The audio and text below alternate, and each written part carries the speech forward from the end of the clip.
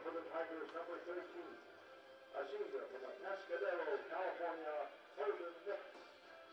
The assistant coaches are Andrew Waters, David Smith, and Troy Nelson.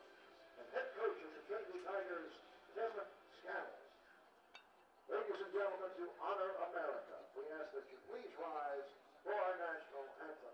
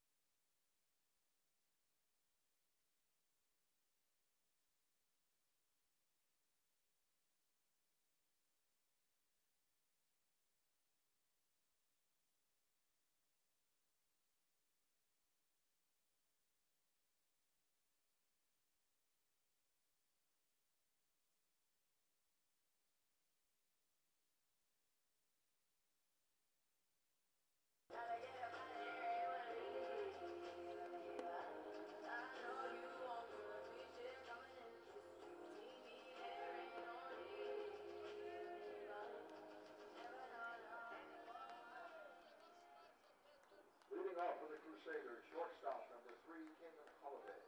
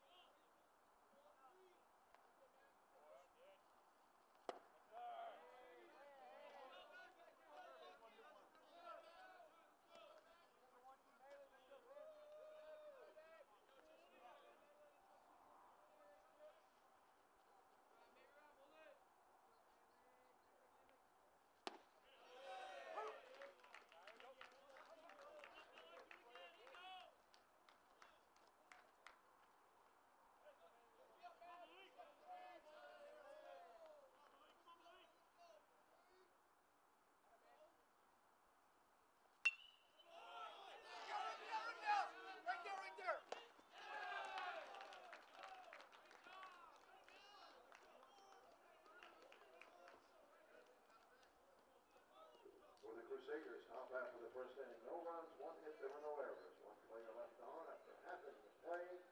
Mary Hardin-Baylor 0, Trinity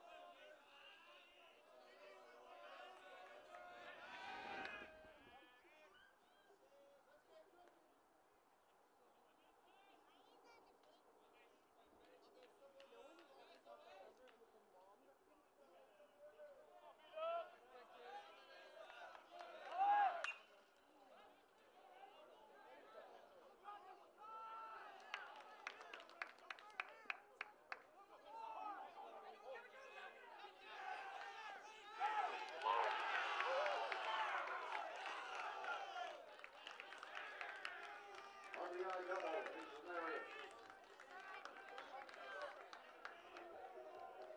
Batting fifth, first baseman number 17, Dallas Bender.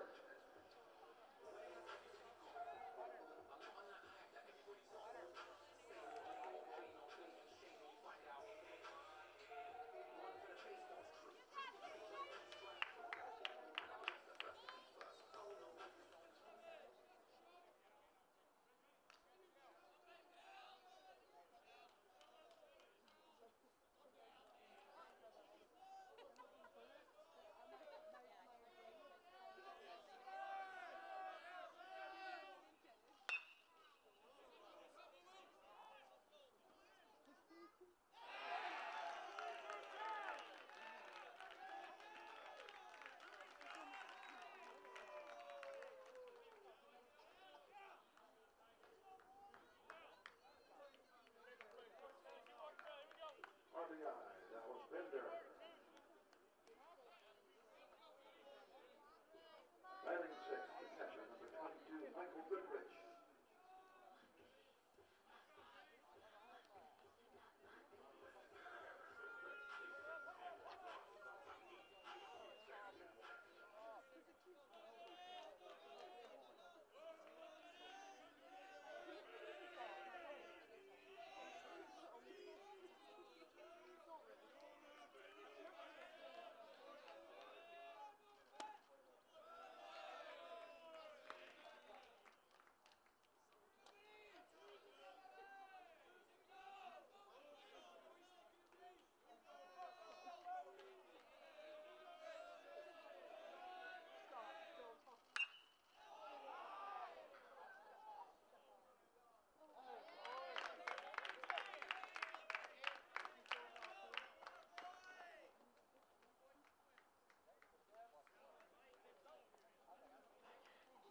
Tigers on the first inning, 2 runs, 3 hits, no errors, and 1 player left on base. I said watch it, not use it. Trinity's 2 and Hardin-Baylor 0.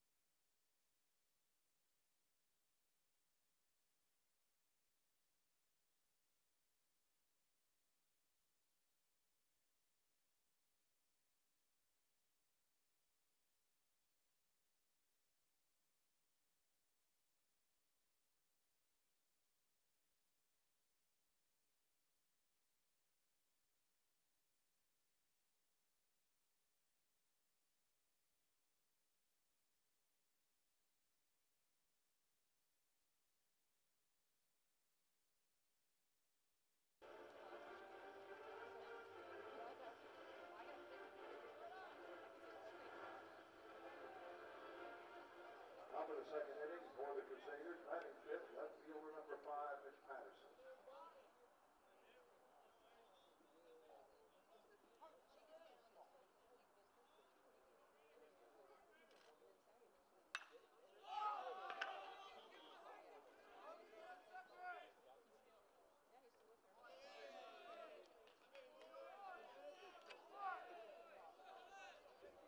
Batting sixth, center fielder number 17, Jack Herbert.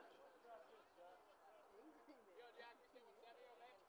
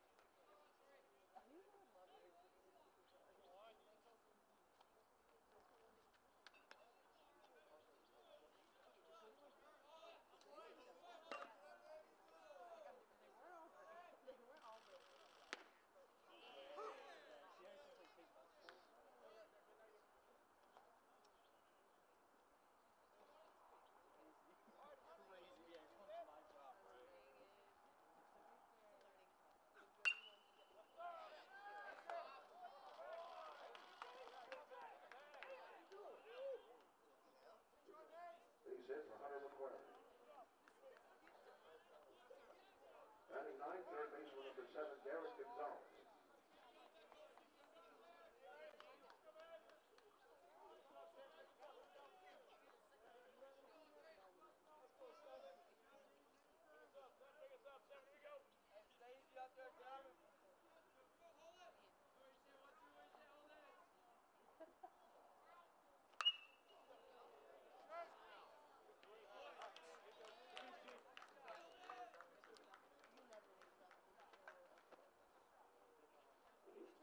For the Crusaders, top half of the second inning, no runs, one hit. There was one error. Two players left on base after 1.5 innings. Trinity 2, Hardin-Baylor 0.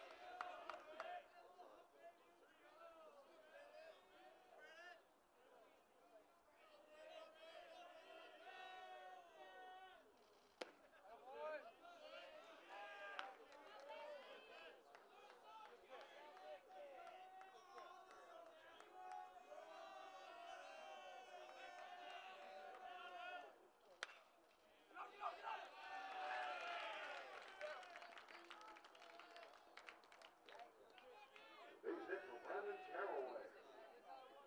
Batting eighth, third baseman number 25, M.J. Metz.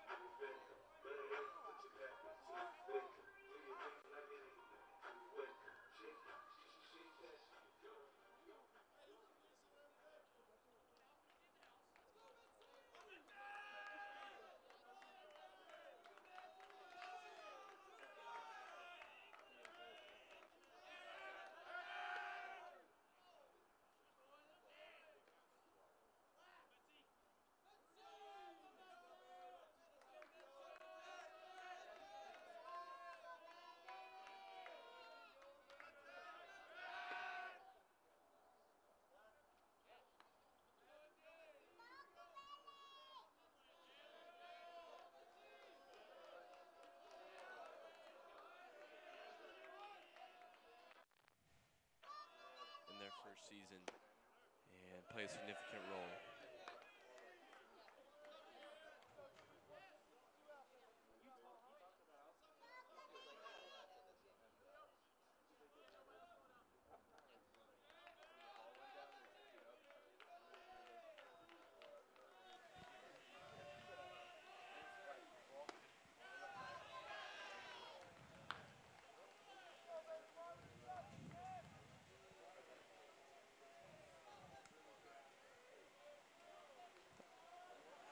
So Mets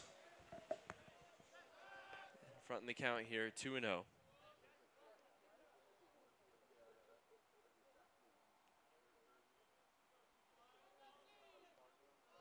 Caraway reached with the leadoff single. And looked like a hit and run may have been put on there. Chopped foul from the Tiger third baseman. Caraway in motion on that one.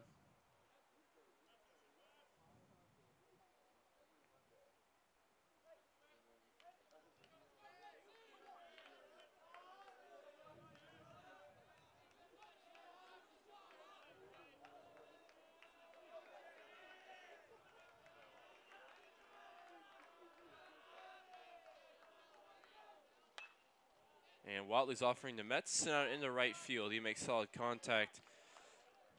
And it's right at the outfielder for the Crew. So there's one away here in frame number 2. Brings up the shortstop, Jack Wisniewski.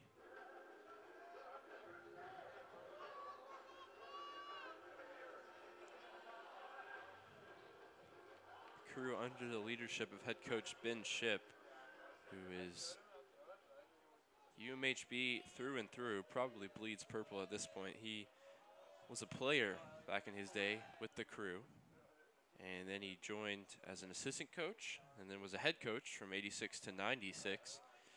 Moved up to the assistant athletic director and then the vice president of athletics. And now he's back as the head coach. He started again leading the baseball program in 2012. The all-time wins leader for the Crew. Caraway in motion here, and looks like they got him. But the call's going to be changed. The ball, it appears, got out of the glove. We'll see on the replay what caused the change in decision.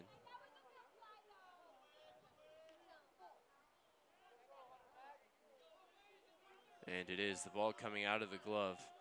Now, once the umpire sees the ball, he reverts his original decision. Ball was there in time, so Caraway needs to be careful. Either way, he stands on second base now. Wisniewski bats with the runner in scoring position. He also had 3 RBI in the second game of the Southwestern Series. Found himself out of the team for a while behind Scott Peterson, but he's worked his way back in. And Scott Peterson returns to a bench role, but he certainly will see time. You have to expect maybe as a pinch hitter with the way he was able to produce in his limited time.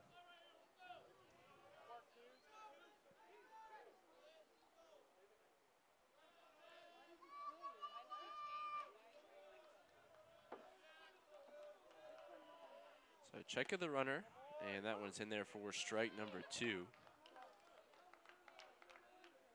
Tigers did all their work in the first inning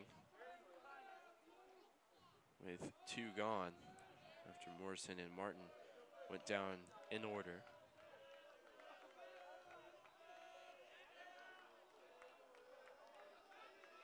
Chance here for Wisniewski, but he's got 2 strikes. Long check the runner for Watley. And he hits the mitt, but it was set up in the opposite batter's box, well outside there on the 4th offering from Watley.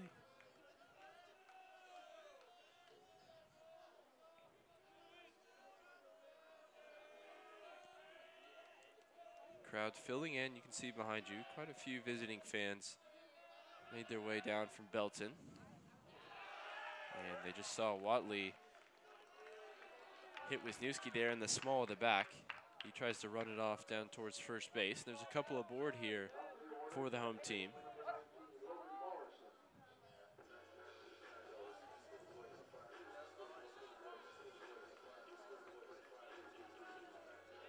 And we're back to the top of the order. Logan Morrison digs in now. Chance to add to this 2-0 lead. Tigers will be doing everything possible to avoid a result like last Tuesday. And it was a shock landslide defeat against Our Lady of the Lake. Made amends for it by taking the series against Southwestern Pirates.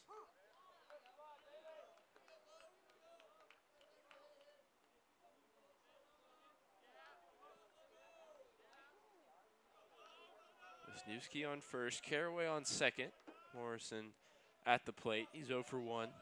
Flew out to straightaway center to start this game.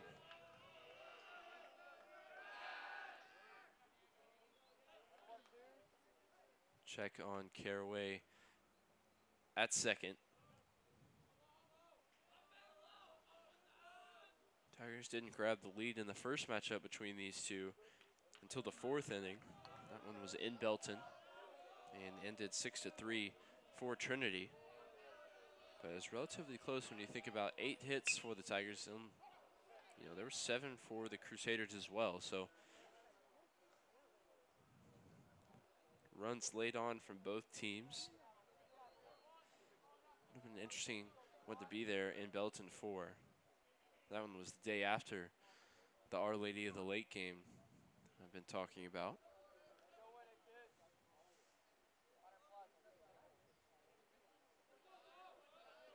Saw Arjun Thacker in the background of your shot a second ago. He went 6 2/3. First matchup between these two. Only gave up the 1 run. Was earned, and he struck out 6. And what was his first start for Tim Scannell. He's appeared quite a few times middle relief and gone quite a few innings, but it's the first time he was handed the ball to start the game. Shortstop came across there to cover Caraway, but the pitch went home nonetheless, and it's 1-2 for the Tiger leadoff man. Tigers revert to the grays for this midweek occasion. You see Morrison with the white and maroon stirrup socks.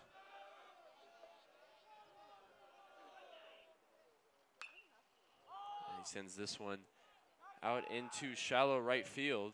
Wind is swirling here. We saw one already fall out in front of Dietrich. And he's able to bring that one in. So there's 2 away now. Runners stay where they were. And we'll see what Jake Martin has to offer here with 2 outs. The Tigers can rediscover their 2-out hitting form. 3 for 4 so far today.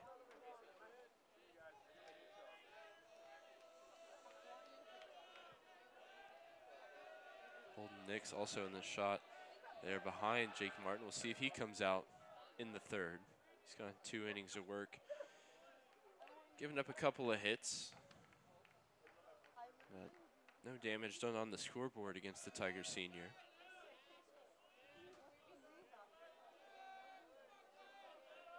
It's going to be the 32nd pitch from Watley.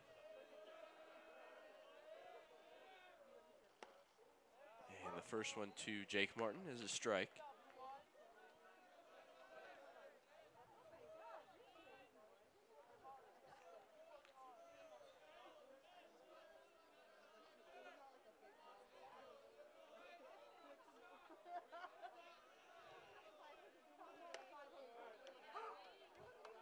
As is the second one. So he's behind in the count here, 0-2. Grounded out to third base, his first time up. Chance here for the Tigers to potentially waste a couple of base runners in inning number 2. Here's the 0-2. And they're just never going to get Jake Martin to chase on that one. The catcher setting up once again in the opposite batter's box.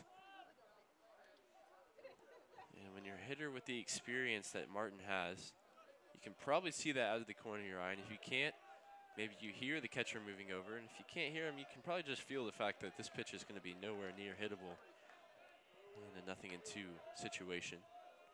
See what they have here on the 1-2. Very lengthy check of Caraway at second, and eventually steps off the rubber and resets.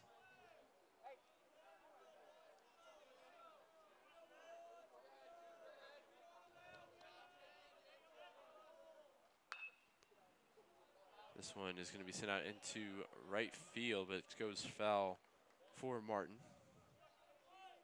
He's still alive, the 1-2 count.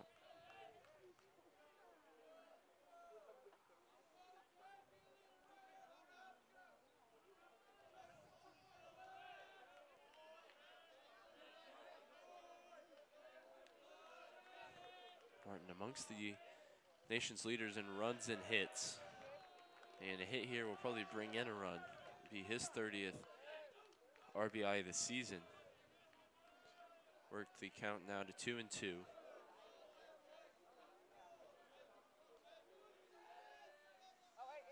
Check of the signs for the battery of the Crew. Bit of a miscommunication as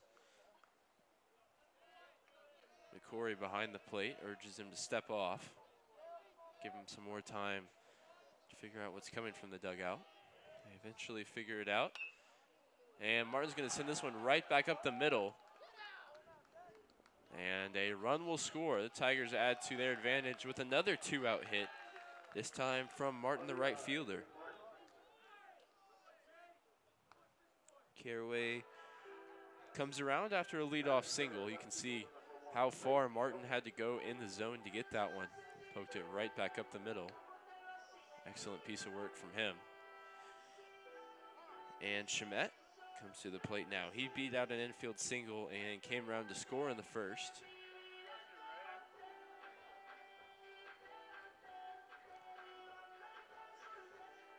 He's back up near 400 average-wise and up near the conference lead in runs batted in. And he's not who you want to see if you're Bailey Watley here on the mound.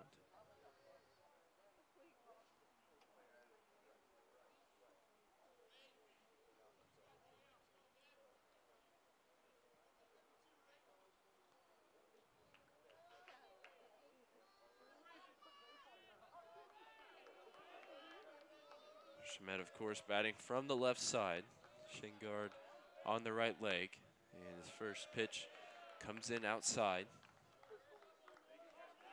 Wisniewski on second, Jake Martin on first. Tigers out in front 3-0 here early on against the visiting Crusaders.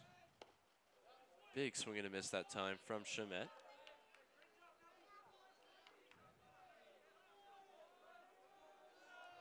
Tigers only trailing Texas Lutheran in terms of the standings in the SCAC. Tigers have 4 losses after dropping the opener to Southwestern. Bulldogs just have 3. They have 3 more games to play against Schreiner and against Austin College. Tigers only with the 3 conference affairs left. Those will be at the weekend against the Schreiner Mountaineers. Don't expect TLU to drop any of those 6 games, but in baseball you just never know, and Trinity will be hoping that they do. Maybe even more than one. I'm not sure on the tiebreaker, but you'd assume it'd be head-to-head, which of course the Bulldogs hold over the head of Trinity. And Shamet's going to go down on strikes there. Good piece of work from Watley to end the inning. Not before the Tigers grab a run back on a Jake Martin RBI single. They lead 3-0, and we'll take a quick break heading into the 3rd inning. You're watching the Tiger Network.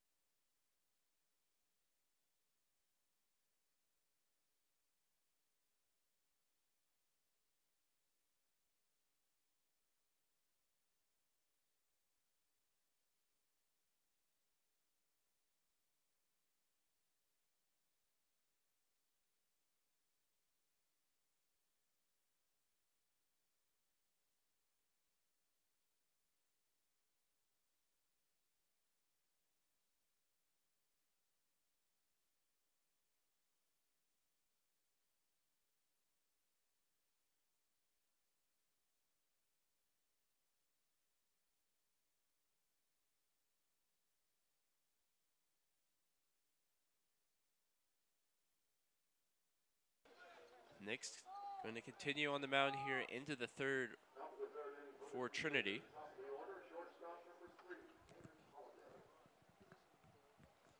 The bespectacled right-hander working for just the 2nd time this season. Back to the top of the order here for the Crew. And that's not how you want to start off an inning. As Nix puts one off the back. You see him look towards his hand to say, you know, what happened there? It looked like it slipped out.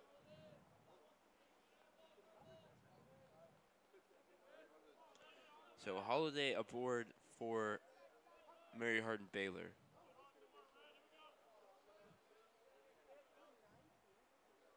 And Jackson Godoy is going to sky a bunt here. Potential to be caught, and it is. So Nix makes the play himself. Could have been disastrous as Metz, Goodrich, and the pitcher all coming together here. He looks back towards first base, maybe for a potential double play, but Holiday had retreated.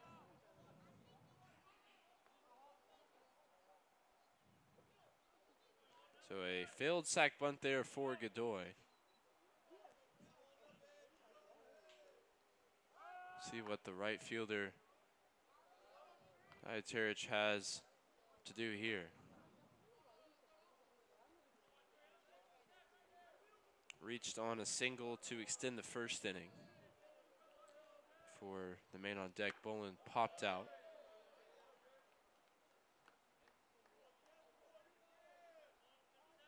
Having a career year in his third season as a member of the Crew.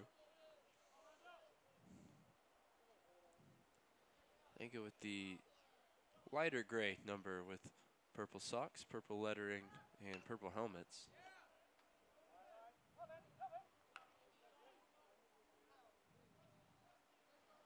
Nix has quickly worked an advantage in the count here, 0-2.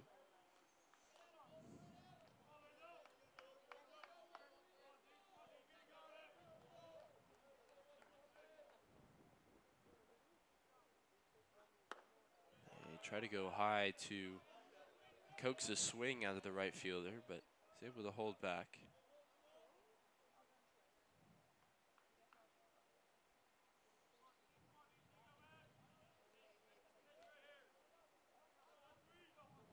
Nix receives the signs, and here comes the 1-2. An excellent curveball and an excellent throw from Goodrich. Holiday extremely quick on the base pass. So the throw not there in time with it. Looked like he came off the bag momentarily. We'll see on the replay. Yeah, he's well there by the time the ball leaves the hand of Michael Goodrich, and the ball also leaves the hand or the glove of Logan Morrison. And immediately after that, pitch fouled back. Count remains at 2-2.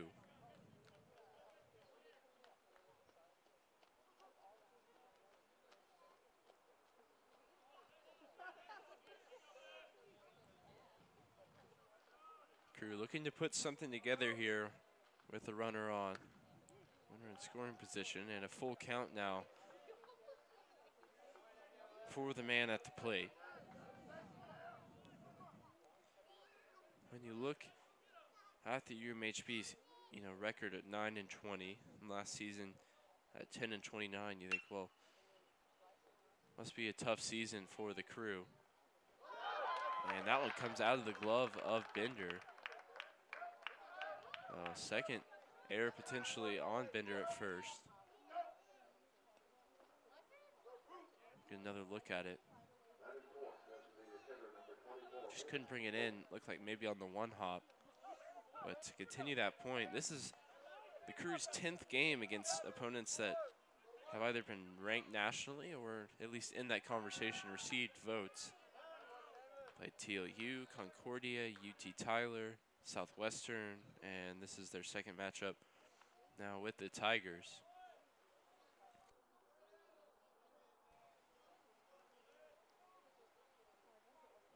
And they are 0 for 9 in those matchups so far, so haven't grabbed an upset victory up to this point. We'll see what they have. They're behind 3-0 here, but a couple of runners on, and Bolin at the plate. Runner goes, or they throw behind the runner here, actually. Holiday, like he may have gone off on Holiday there in between second and third. Managed to get back just in time for work on Monday. Better throw there, you have to say they have him, but it goes too far to the right, second base, for Morrison to apply the tag.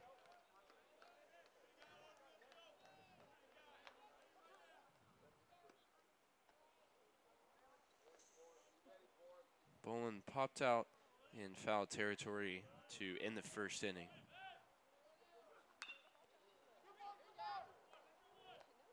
And they're going to go to second, try to get the lead runner, and they are able to get him. Not the lead runner, but the man going towards second. So there's runners on the corners. Throw nowhere near in time to get two and end the inning.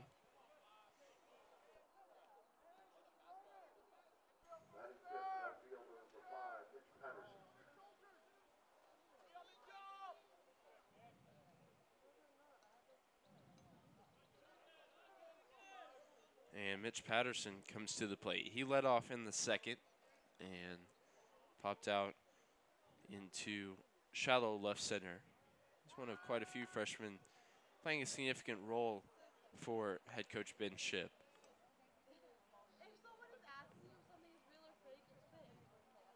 Jack Herbert, the most notable.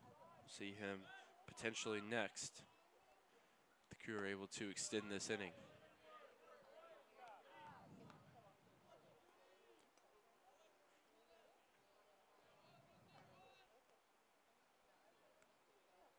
Already a couple hits with 2 outs for the visitors. We'll see if they can add to that here.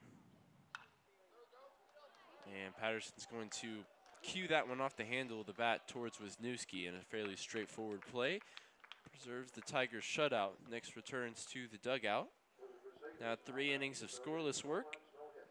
And the bats will come up now for Trinity. You're watching the Tiger Network.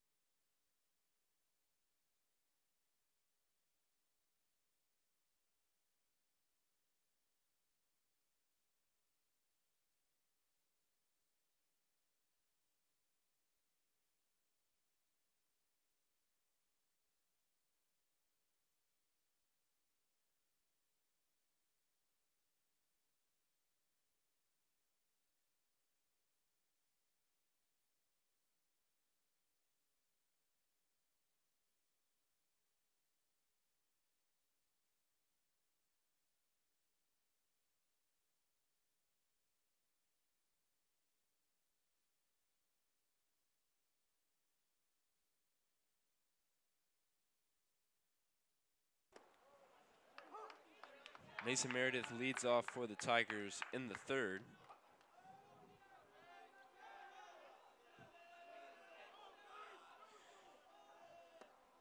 Shamet, the only strikeout victim for either team, went down swinging at the plate to end the last inning. Tigers grabbed an additional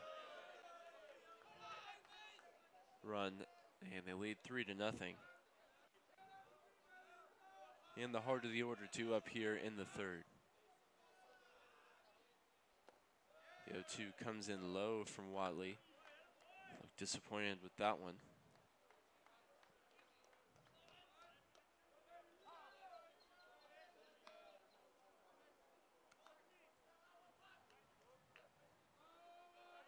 Meredith takes a practice swing and he steps back in.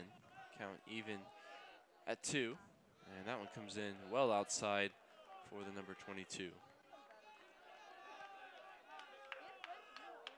Seen him get out in front of hitters quite frequently, but it's what he does from there has potentially left a bit to be desired. That one's fouled off by Meredith. He stays alive with a full count.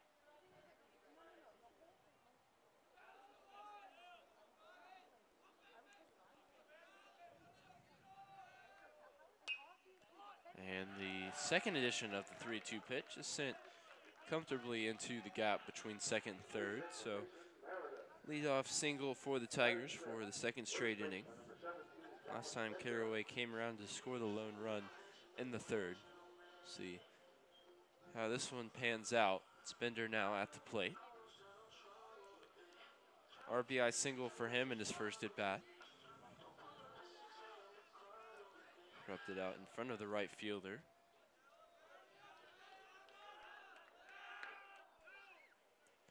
Threw over here to check on Meredith. Certainly a threat to go. We've already seen Caraway attempt to steal, and he wasn't there in time, but the ball came out of the glove of the covering middle infielder.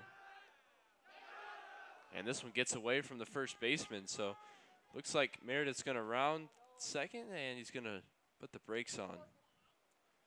So often we see the ball get past the first baseman on a pickoff attempt and potentially head towards that dubious tarp down the right field line.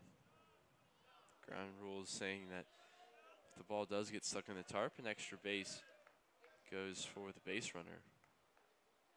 That time, though, it was retrieved in time to prevent the Tiger center fielder from moving on. He looks to try and take the potential signal here from the dugout. Runner on second, and nobody out here in the third. First pitch to Bender's in there for a strike.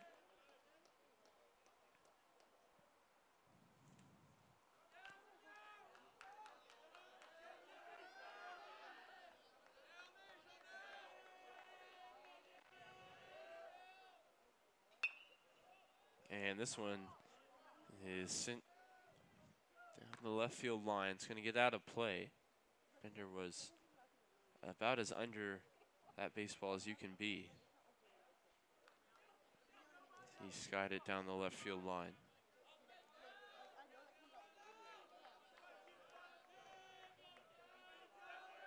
So he's behind in the count here, 0-2. And he goes and chases that ball that they've gone to so often ahead in the count, and that's the one well outside. So there's out number one. Bender, the second strikeout victim of Bailey Watley.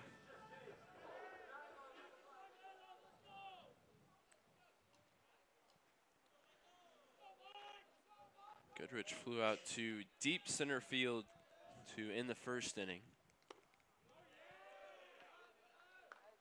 Ball similar would at least advance the runner Meredith.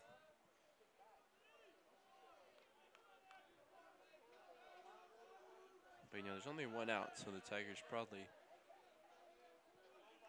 at least on the pace they're on, will wait to try and score the man from second until there are a couple away.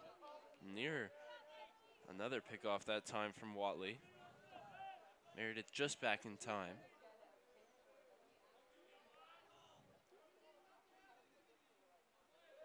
And the 1-0 to Goodrich is fouled off. Comes back off the body of the Tiger catcher.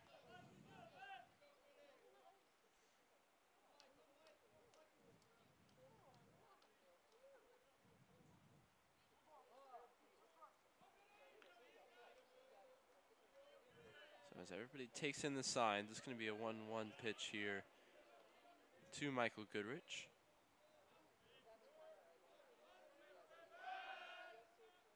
Watley steps off. Goodrich, 2-run home run in the series opener against Southwestern at the weekend, was the only hit for the Tigers, and what was offensively a night to forget.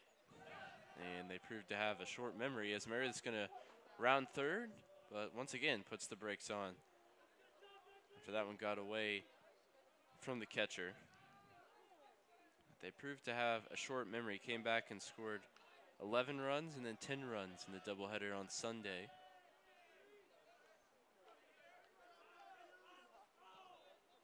But Austin Smith working for Southwestern on that Friday night game.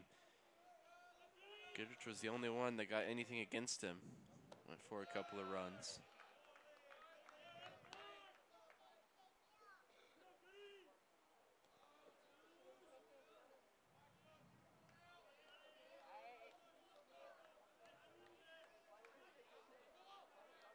Tiger offense extremely efficient. 11 runs on 11 hits, things of that nature over the weekend after, of course, that one hit situation. And it's going to be important here as we head into the stretch run. Conference tournament on the horizon, potentially a regional after that if things go to plan. And this one's going to be sent out into shallow center field. So Goodrich has an RBI single as Meredith can coast home. His second run scored in the early goings of this one.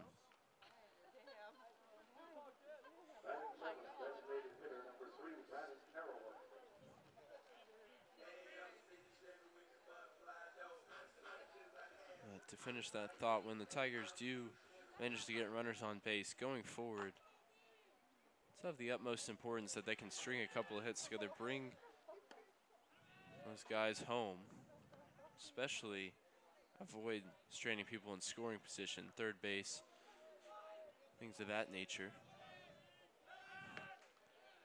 Here's Brandon Caraway. He's 1 for 1, singled and came around to score last inning. See, average at 344, on base percentage up above 400, I believe, coming into this game.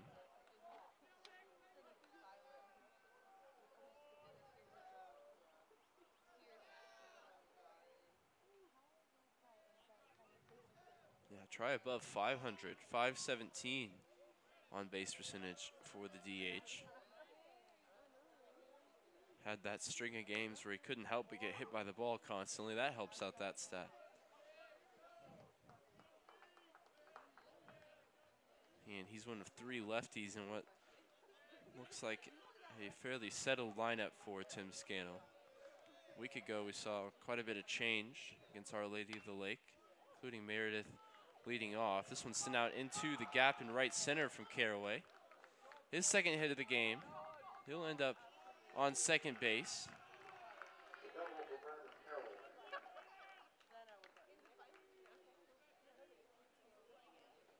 Another pitch that got left centrally but low in the zone, and the Tiger hitter able to take it out into the outfield. So runners at second and third as Goodrich never really thought about coming home.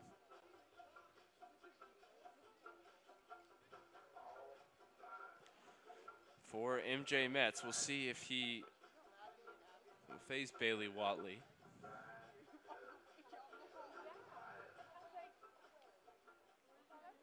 That looks like the pitching coach for UMHB, his first name escapes me. He's the son of head coach Ben Shipp. Played at Southwestern for 4 years and now works for his dad. He works with pitchers up in Belton. Pat on the back as he heads back to the dugout.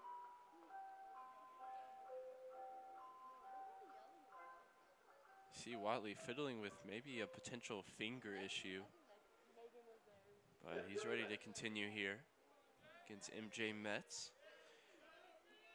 Flew out to right field on a solidly hit ball in the second inning. Still just one away here for the Tigers in the third, so a ball of a similar vein would score at least Goodrich from third base.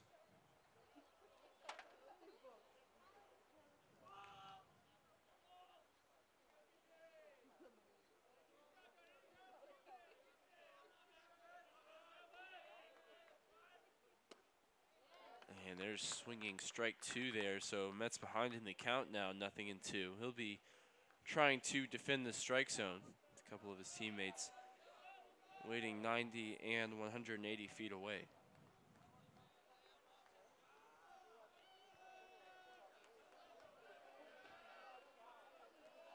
Once again, setting up outside here. We'll see if they can get Metz to chase, and they do. So similar theme, very similar strikeout to Dallas Bender back near the start of this inning, and there's 2 away here. We'll see if the Tigers can continue their excellent hitting with 2 outs. And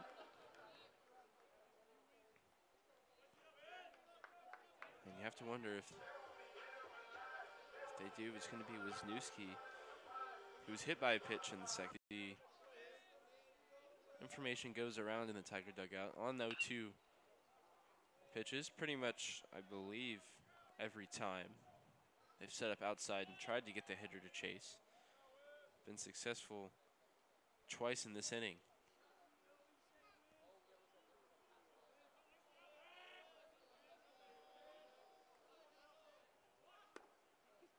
They do so that time with just 1 strike, but Wisniewski is never going to swing there. Looked like he may have even squared around to bunt had it been a better pitch.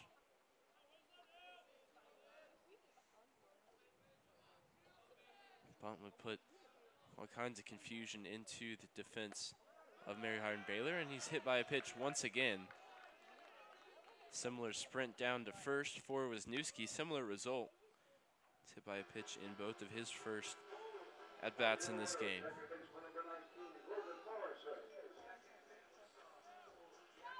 So back to the top of the order for the Tigers here in the third. Watley approaching 70 pitches, and he's not out of frame number 3. Only given up 4 runs to this point, but potential for it to get a lot worse as Morrison stands in with the bases loaded. And first pitch swinging puts it foul. Morrison 0 for 2, a couple of flyouts, which was the theme of the first matchup between these two teams. Over half of the outs recorded in the outfield, 11 of them recorded in center field. Different ballpark, different conditions here. Now in San Antonio, a bit of a windy day and potentially ominous clouds over the field here.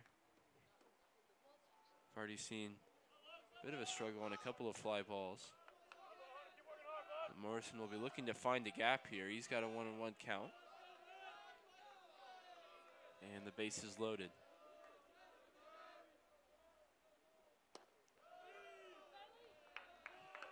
Pitch finds the glove there, set up outside. So Morrison now has the advantage. That was the 70th pitch from Watley. Just wants this inning to come to an end somehow, as Morrison goes low in the strike zone, chases a pitch and sends it out into center field. Holiday brings it in, and he's all smiles as he heads back to the dugout. The Tigers leave the bases loaded, but tack one more on here in the third. They lead 4-0. You're watching the Tiger Network. Stay tuned.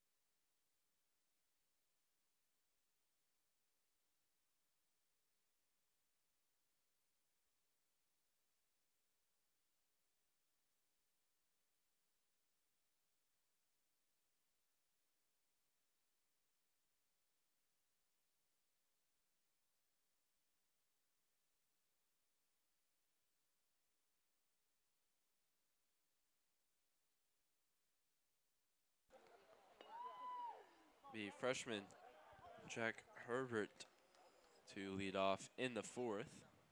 Nix continues his work on the mound and gets a fairly simple ground ball that time to Wisniewski. No problems that time over at first for Bender. And one pitch, one out for Nix here in frame number 4.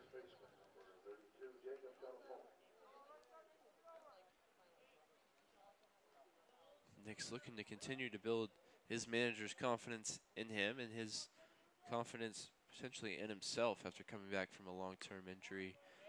He's been dealing with that shoulder problem ever since last season. But he could yet have a part to play here going forward. His final campaign as a member of the Tigers.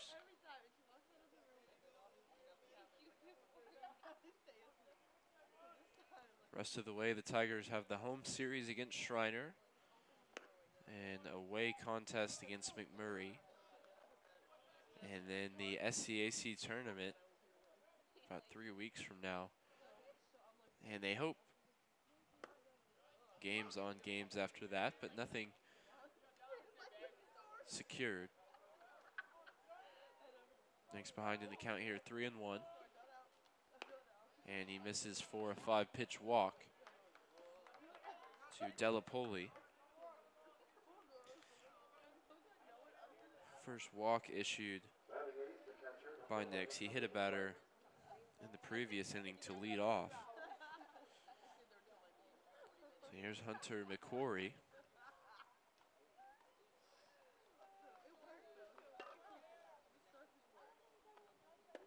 Number 11 is 3 for 5 against Trinity so far this season. Sophomore from Magnolia, Texas. Double digits in both RBI and runs scored. Big swing and a miss there from the number 11.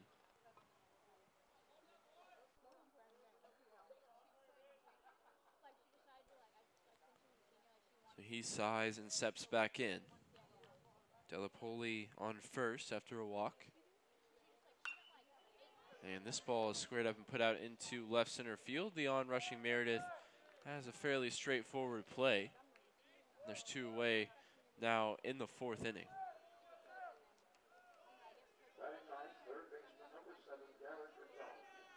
So we're back to the bottom of the order now. It's Garrett Gonzalez. Flew out to Jake Martin in the 2nd. See what he has here with 2 outs in the 4th. See his stats on your screen. San Antonio, Texas native, back in his hometown on this fine Tuesday night. Nearly went and chased the high fastball there, but he laid off, and he has the advantage in the count.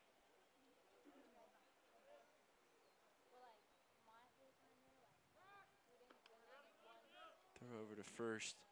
Nothing doing there.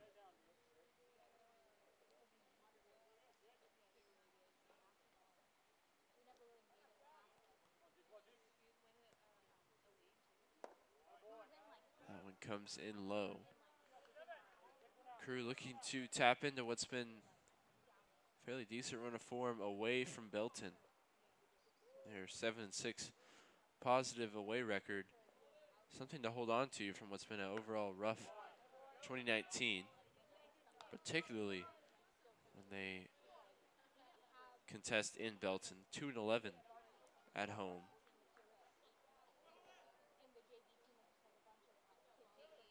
The 3-0 misses, and that's the 2nd walk of the inning for Nix. Potentially tiring and starting to lose control, although it really just looks like he's marginally missed his spots.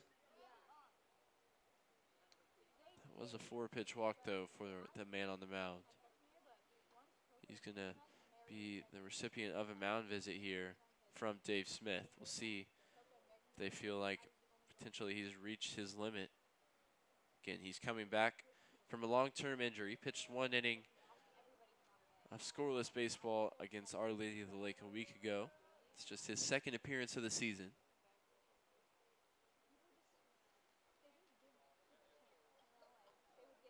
Looks like he's going to stay in. He converses with his pitching coach. Potentially argues for his position. Goodrich involved as well. And they decide on what will be the first pitch here to Holiday as we're back at the top of the order. Crew looking to make Knicks pay for a couple of walks to the 7 and 9 hitters. Holiday at the plate, Godoy on deck. 2 on, 2 outs here, top of the 4th.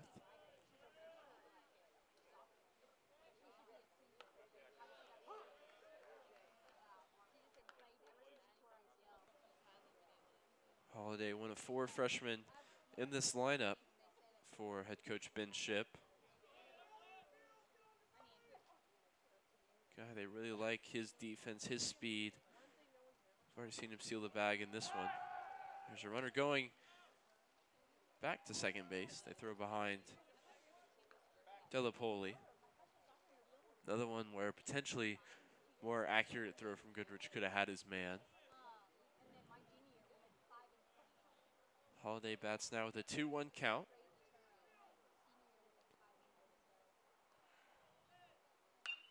And he sends this one out into right field. We'll see if the runner decides to come home. He does. They'll cut off the throw over at third. So the first run on the board for the Crew in the top of the 4th on a 2-out RBI single from Cayman Holiday. Delapoli comes around to score, and these walks start to haunt Holden Nix on the mound.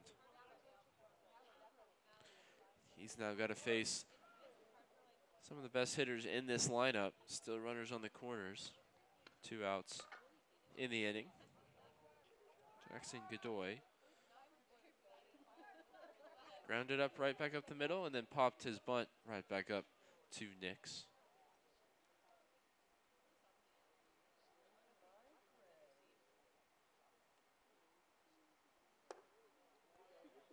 It's good for 0 for 2 on the day. He's hitting .267 on the year.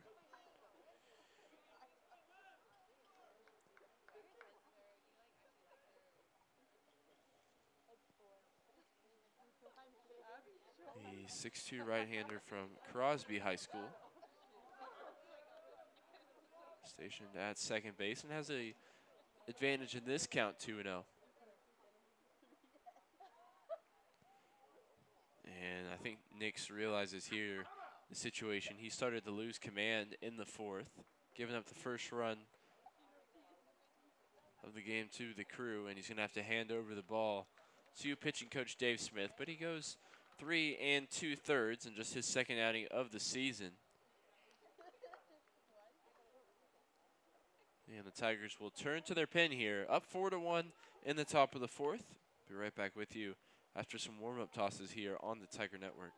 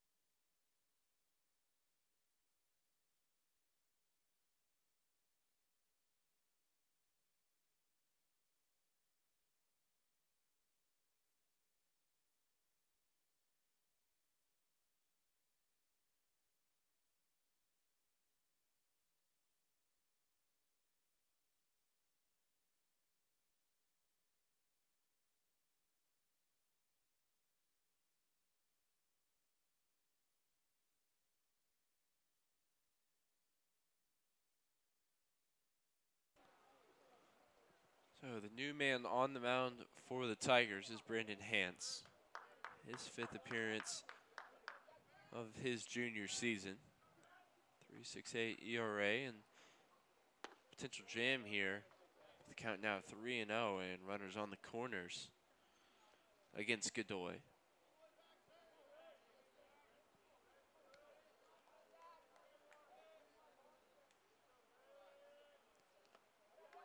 And he's going to go ahead and walk the second baseman for the Crew. So the bases are loaded here.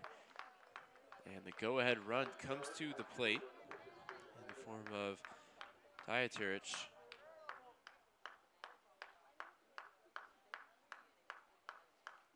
Not the guy you want to see with runners at every bag.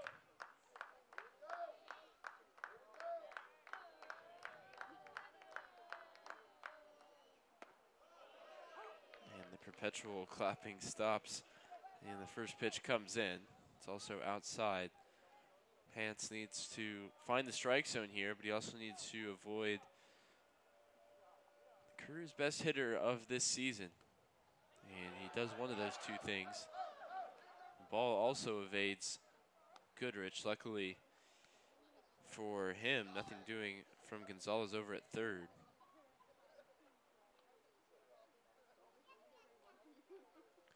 Crew have already got one back here in the 4th. Trail by 3. The Tigers score in each of the first 3 innings.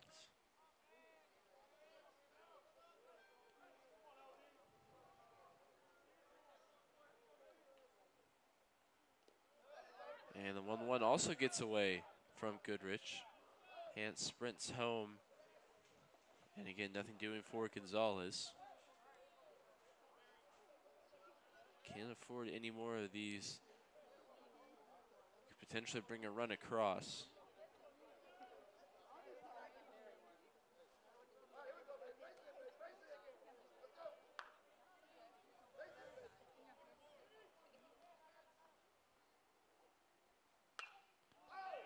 Sent out into right field, and it's going to drop in front of Jake Martin. So the Tiger lead continues to dwindle here. Run comes home.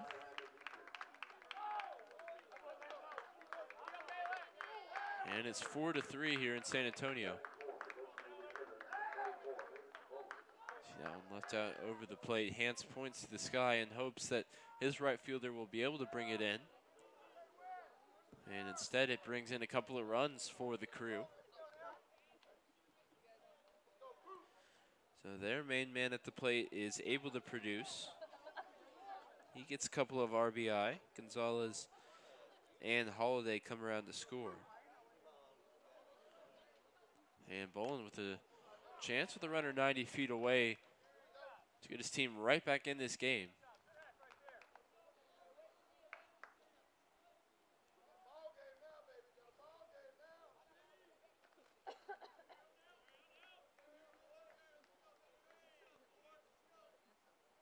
Got strike number 1. He'll also get ball number 1. He continues to bounce that curveball in front of Goodrich. Needs to figure that one out before it ends up costing him.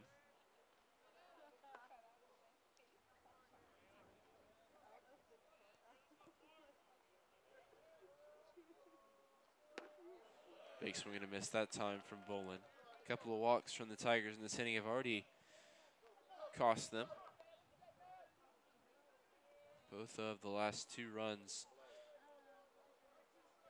came off of base on balls from Holden Nix. He's now out of the game. Hance is the reliever. The 1-2, and again, it's bounced in front of Goodrich for the 4th time out of 8 pitches from Hance, and it's just not good enough from the man on the mound. You have to feel it was inevitable if he continued to do that, that one would get just far enough away from Goodrich. That one came off the shin guard, and the Crew are right back in this game at 4-4. So he tries to get the glove down, but it's the 4th pitch out of 8 that have bounced in front of Tiger catcher.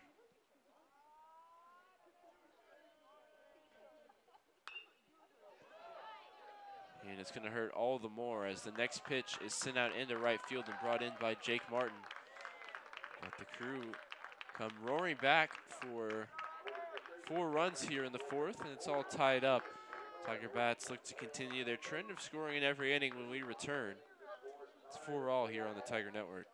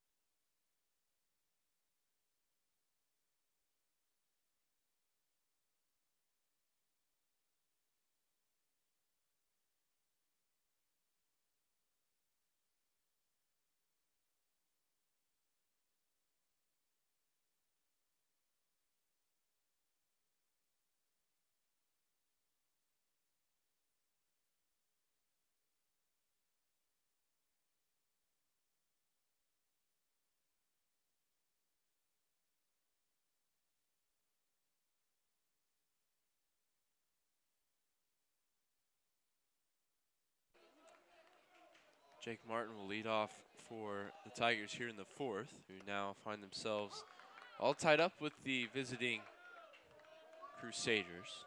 After a couple of walks came back to haunt the Tigers in the form of a wild pitch.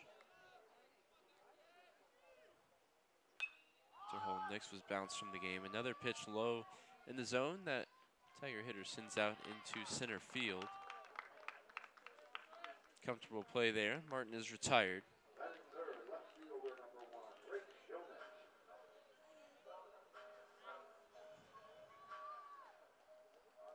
Brings up Rafe Shamet. Singled and came around to score his first time up and then struck out swinging with a couple of runners on his second time up. Tigers left the bases loaded in the 3rd prior to giving up those 4 runs. You think they potentially could have put it out of reach there. Morrison flew out to center field.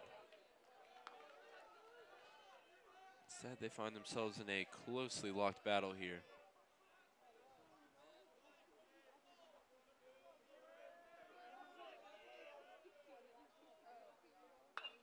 2-0. Fouled off by Shamet.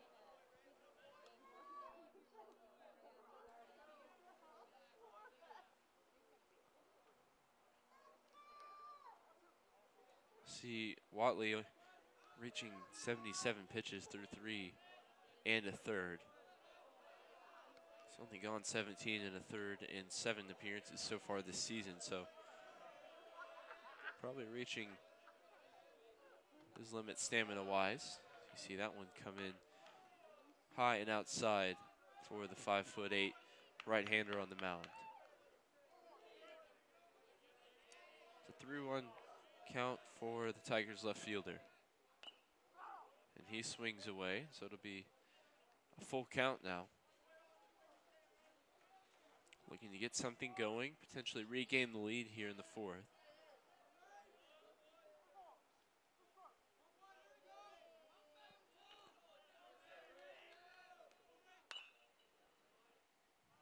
And he fouls that one off, so he stays alive.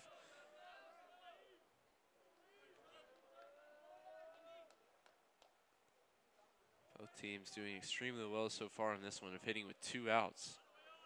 4 for 9 for the visitors, 4 for 7 for the Tigers.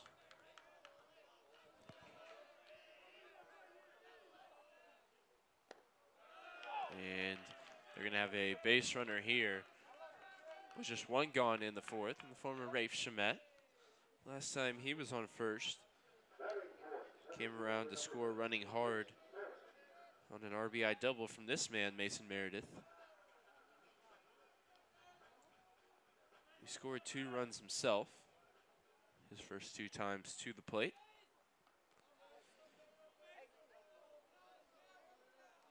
So that, in addition to the Tigers having scored in every inning so far, bodes well for them potentially regaining the lead here in the 4th. And there is a single from Mason Meredith, so he continues an excellent night. And there's 2 on now with just 1 out.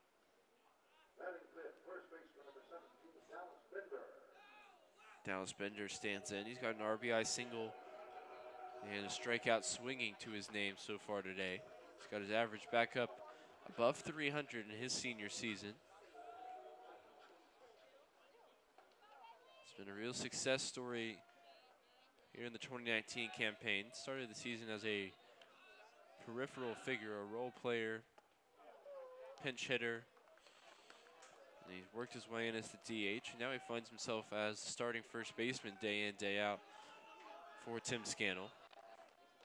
And a lot of that has just been due to his production at the plate. See if he can find anything here with 2 on. Tigers looking to regain the lead here in the 4th. The 0-1 pitch. And it's a poor swing there from Bender, but the runner will advance. That's Shamet down to third base.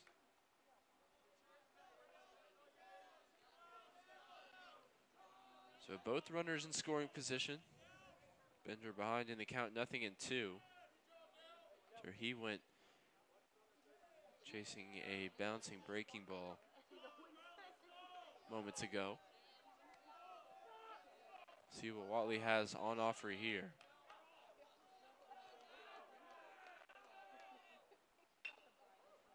Bender fouls that one back into his dugout.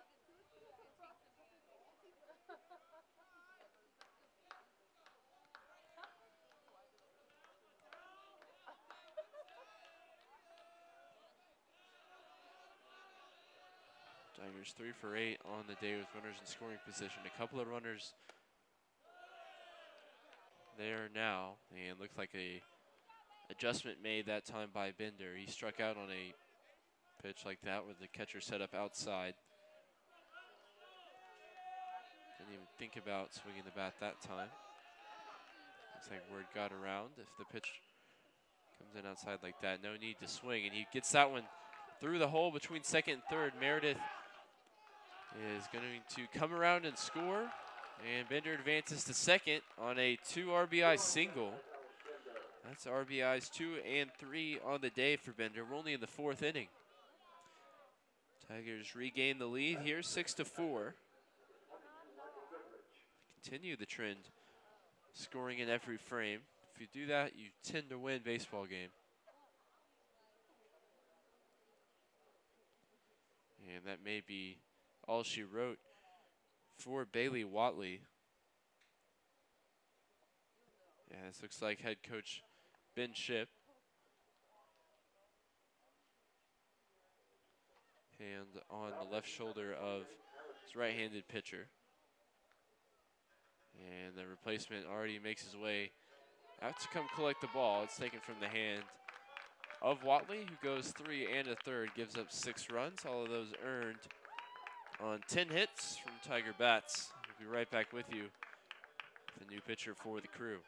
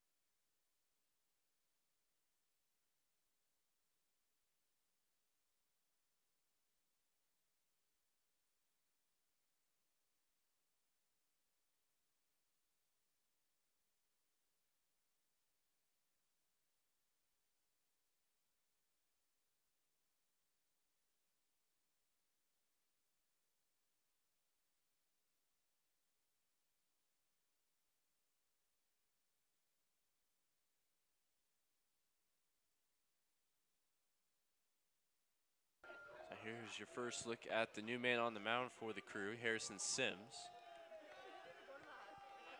Junior graduate of Legacy Christian High School.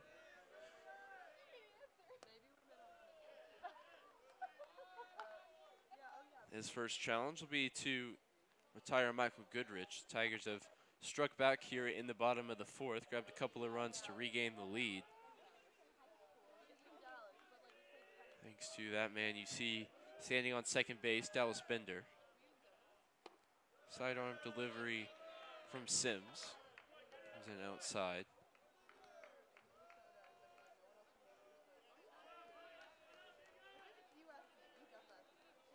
Eighth appearance of the season for Sims.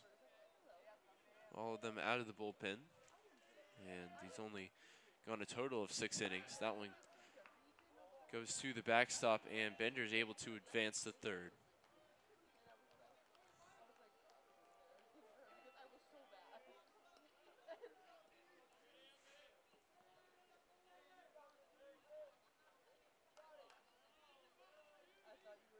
See, that one came in outside.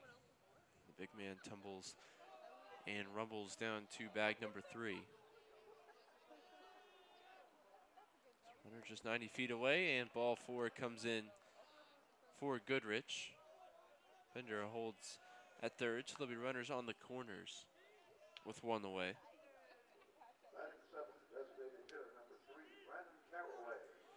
And Caraway, who's 2 for 2, will come to the plate. Tiger offense extremely efficient so far, top to bottom, with the exception of leaving bases loaded in the third. This man, the definition of efficiency. On base percentage, well over 500 for the DH. You know, if your one job is to go out there and hit, you got to do it well, and that's what he's done since moving into that role. Past 5 games or so.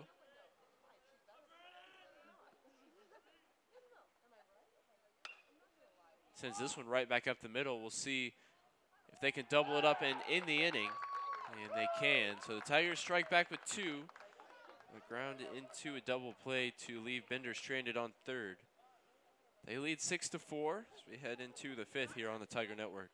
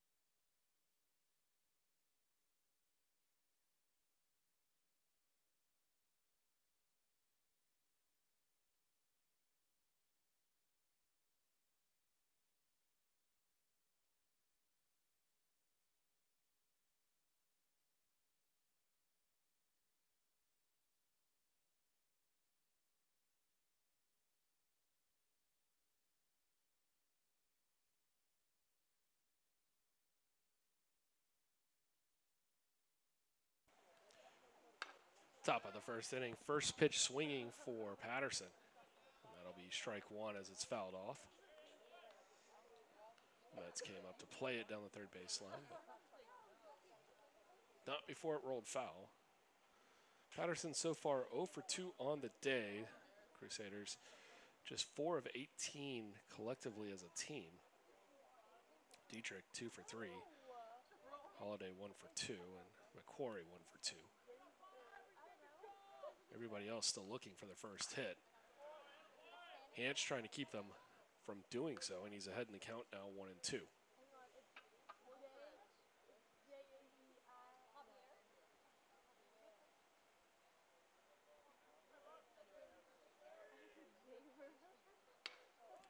Patterson's popped up and lined out to Wisniewski over at short back in the second and third inning.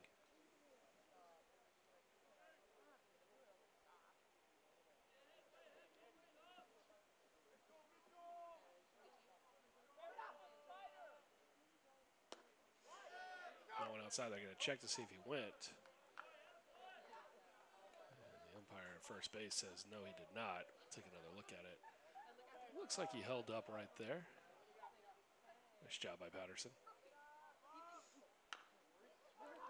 That one hit on the ground over to Metz, and he plays it down the line, and that's going to be the first hit of the day for Mitch Patterson. The left fielder, very similar to the first pitch he swung at, just kind of laid it down the third baseline. He kept this one foul. By the time Metz got there, it was going to take a miraculous throw. He would have had to have thrown it as he was fielding it.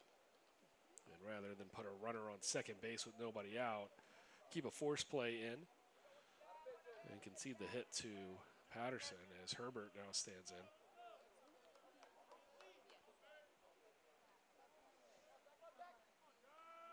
Over 2, ground out to second and a ground out to short.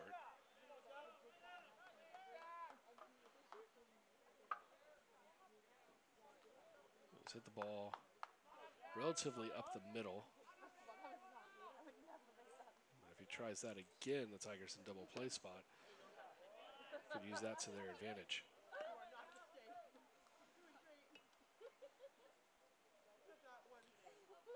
Comes in batting .309 currently, but 0 for 2 so far.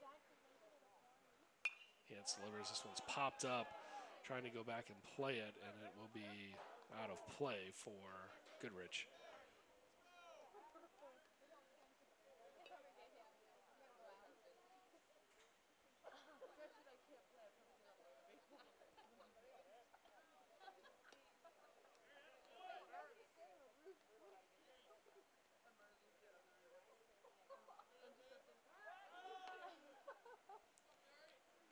First, Patterson back safely.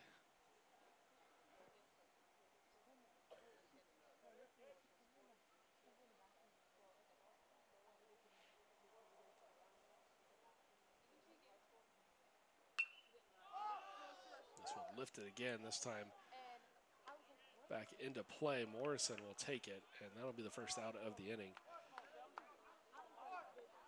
Herbert now 0 for 3.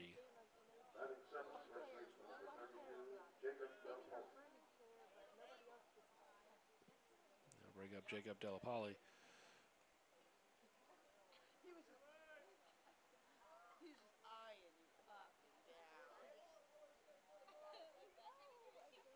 Delapoli, excuse me, the freshman from Round Rock. He's going to try to lay down the bunt. It's going to be directed at Metz. He's going to come up, and that's the throw he had to make, and still not in time. And nice job by Metz to field it, but Delapoli running pretty well out of the left-hand batter's box. Get a good look at it here from start to finish. Just a perfectly placed down bunt, not too hard. Forces Metz to come all the way in, and he beats it by a good step. That'll put runners at first and second here. So the 2 that the Tigers got back in the bottom half of the 4th. Crusaders have 1 in scoring position now and another on base.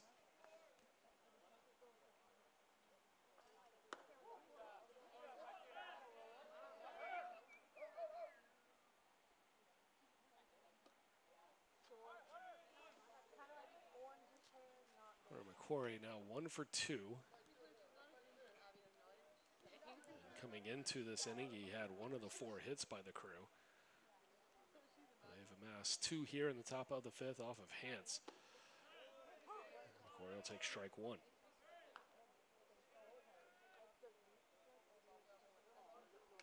Had a single back in the 2nd to center field, and then he flew out to center back in the 4th. McQuarrie a shade over 250 on the season, and Hance brings it up tight. McQuarrie tries to fight it off, and he comes up empty. It'll be 1-2.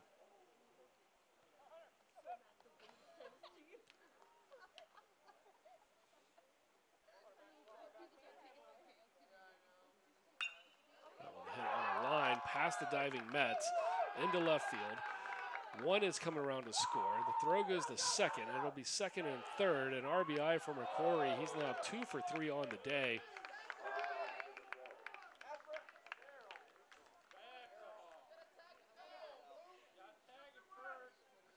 Crusaders have crawled within 1 as that one just misses the glove of Metz. It allows Patterson to come around easily, and that's going to prompt a mound visit and a pitching change here from Dave Smith. So Hance will give way to, I believe, Ian Hushin, and we'll catch back up with the Tigers and the Crew when we return.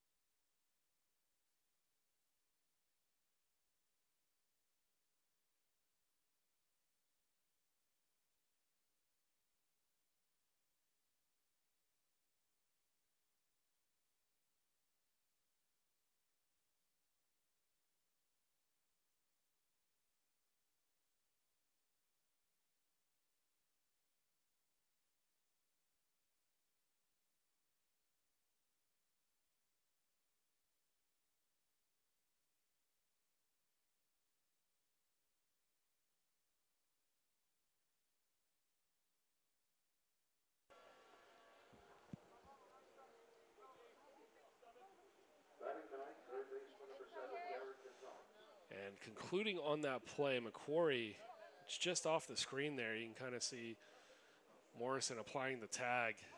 McQuarrie was trying to take an extra 90 on that RBI single, and he was thrown out. So they're now 2 down with a runner on third. And the Tigers leading 6-5. Delapuli, the runner on third now.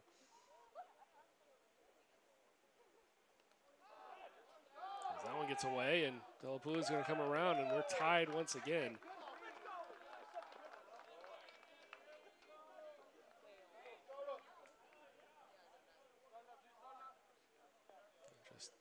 Hushin just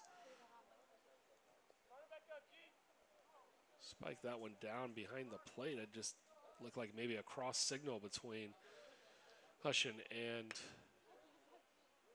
Goodrich, because that one looked like it should have been something that Goodrich should have either have caught or been able to get in front of, and it looked like it just crossed him up. I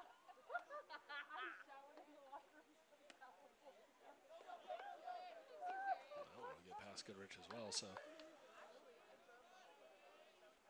doesn't seem to be going out to have a discussion with Hushin about anything, so looks to apparently on the same page now. That one left up and fouled off, jammed off foul, and count will run to 3 and 2. 6 runs, 7 hits, an error, 7 left on for the Crew, and 6 runs, 10 hits, 2 errors, and 7 left on for the Tigers. It's definitely starting to feel like a Tuesday night game. These two teams met 6 days ago up in Belton, and that'll be strike 3 for Hushin. Tigers took that one 6-3, but we're tied 6-6 here as we have played 4.5 complete. We'll be back for the bottom half of the 5th. The Tigers with Metz, Wisniewski, and Morrison due up when we return.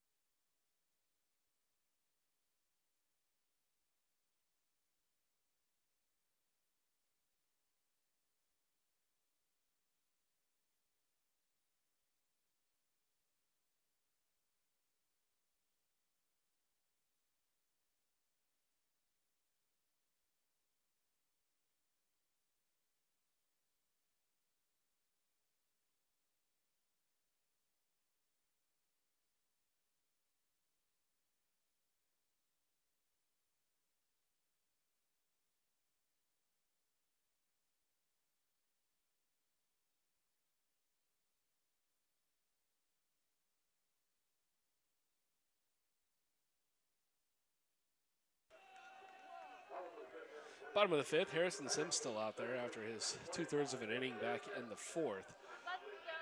He walked a guy, but was able to get the double play to end the inning. And he'll step up against MJ Metz. Metz will take strike 1.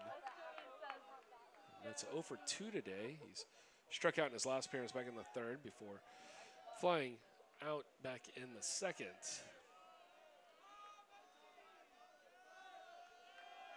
The first year from San Diego.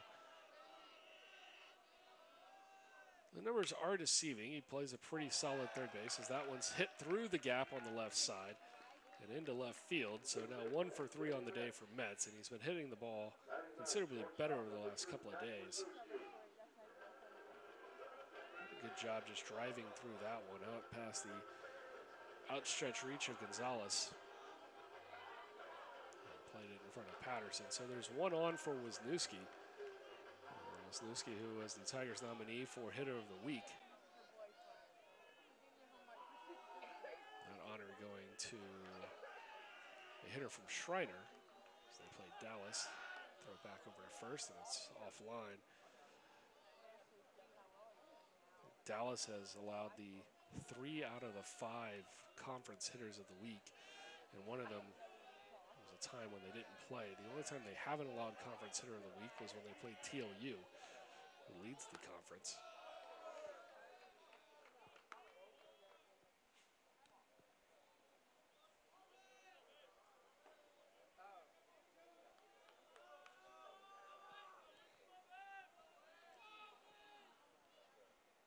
Wisniewski's been hit by a pitch both times that he's been to the plate today, so he's 0 for 0.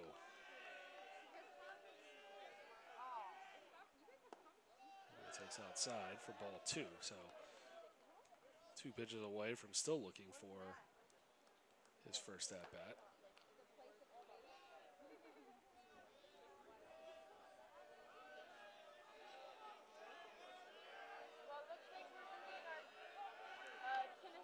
Over to first, and Metz is safe.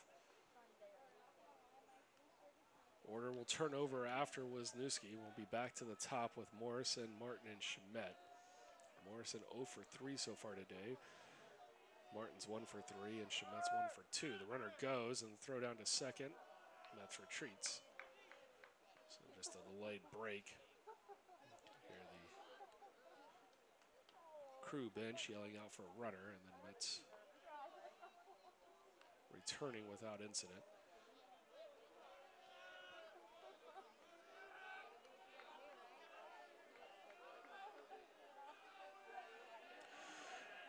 And the 3-0 pitch to Wisniewski is going to be low, and it gets away. Metz will take a turn, but I think he'll stay at second. And Wisniewski will take the walk down to first, and he is now still 0 for 0, but he's been on base 3 times. And there are 2 on, nobody out as we go back to the top of the order with Logan Morrison.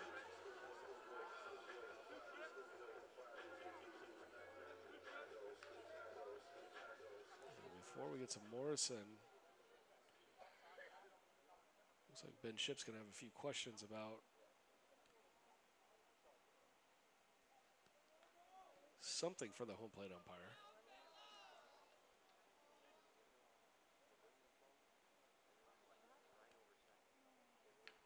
Corey's going to come out and have a conversation with Sims, and now maybe wait as assistant coach will come out and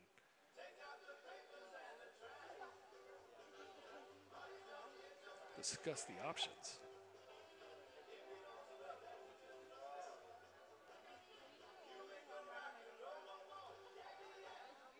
For the Tigers, 6 runs, kind of back into their comfort zone, allowing more runs than they've normally allowed recently. And so, as they look ahead, one final homestand after today, as they take on Schreiner on Thursday, Friday, and Saturday. Mountaineers come in for Tigers' final SCAC contest of 2019.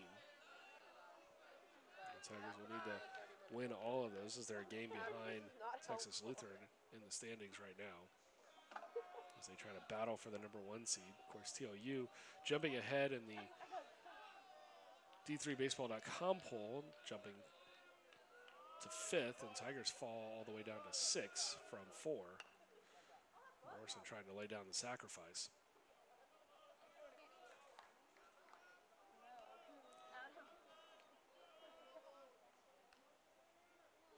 If you've recorded the Spurs-Nuggets game, put us on mute for just a second. The Spurs are out big, 41-23 on the Nuggets, as Morrison's able to lay down the bump, but it goes foul. It'll be 0-2.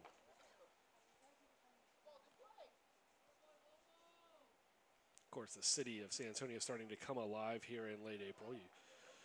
Last 23 years, you've had the Spurs in the playoffs around this time, and you've got Fiesta right around the corner. Of course, students are starting to look at it as just get me through finals, and then we're done for 3 months. So not a bad time to be around campus, around the city.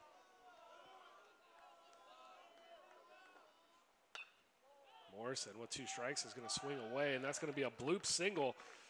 And Metz is going to try to come around and score. The throw beats him there, but it's offline. And the Tigers have a 7-6 lead. An RBI single from Logan Morrison. Not much he could do. He fought it off, and he broke off his elbow guard in the process. And coming around was Metz. So he got a good read on that one. A little bloop single, you're not exactly sure, nobody out, but with second base playing up and over a little bit before that, Morrison had a pretty good look at it. He's able to make the judgment call, and it paid off as he's able to come across and give the Tigers a lead once again. That'll bring up Jake Martin, 1 for 3 on the day. And he takes ball 1.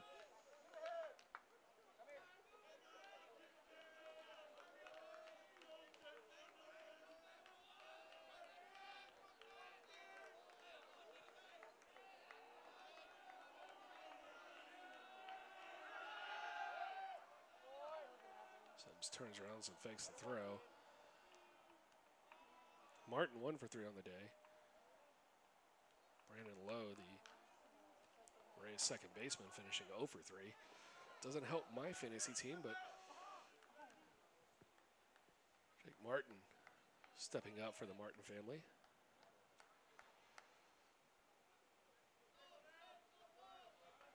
Of course, his brother-in-law just been on an absolute tear for the Rays last 5 days or so.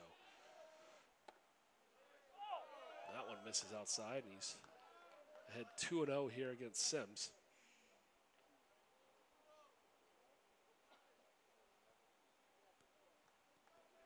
Wisniewski at second, Morrison at first.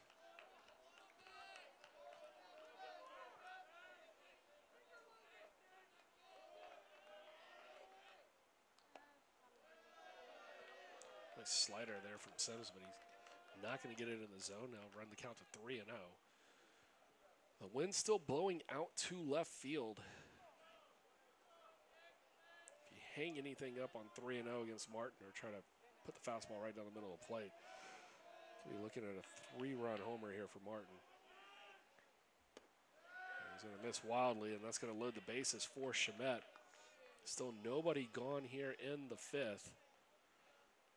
The Tigers have responded. They've given up the lead in the past 2 innings on defense. Smart with a little fist bump there with Tiger first base coach for the day, Bennett Soriano. As Bishop's going to relieve Sims of his duties, and we'll take a quick break and join you back with the pitching change here in just a moment on the Tiger Network.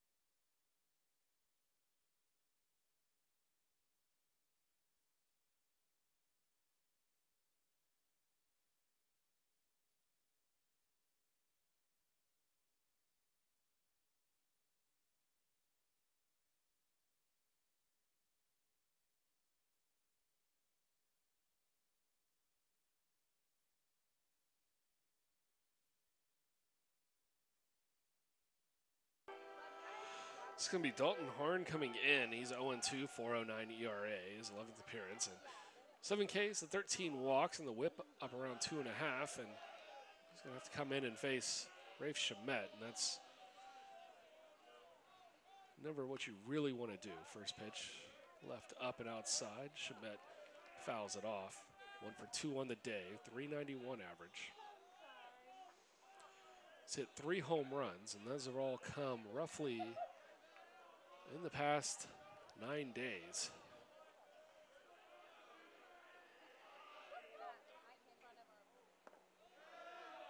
That one's going to be low, even count at 1-1. Schmetz singled and scored in the first, struck out in the second, and walked in the fourth. As the bases loaded, nobody out here. Wisniewski on third. Presumably anything into the outfield will be at least a sac fly. And we'll see if that's correct here. The throw comes in from center. Wisniewski scores easily, and Shamet still 1 for 2. And he's got an RBI on that one, and the Tigers lead 8-6. So obviously Shamet will take it as he brings in one of his teammates, but that leaves the runners at first and second with one down for Mason Meredith, who is 3 for 3. Double in the first, pair of singles in the third and the fourth.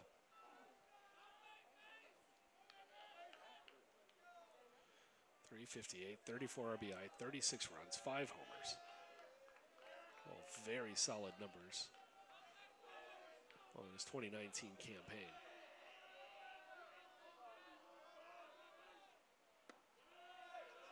Curveball is going to drop in, miss high, and it'll be 1-0.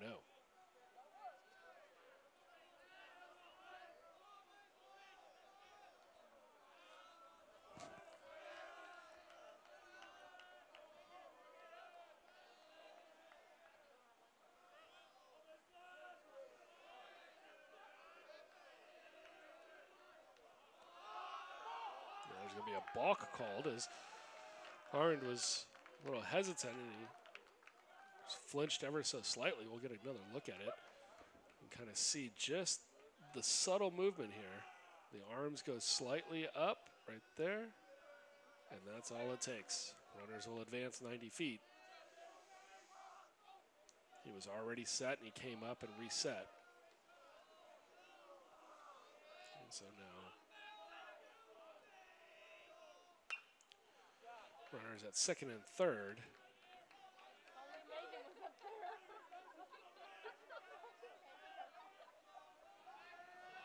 Meredith fouls that one off.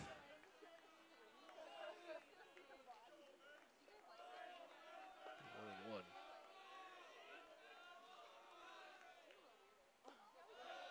Holds his swing. Martin and Morrison will stay put. Great job for Meredith on the check.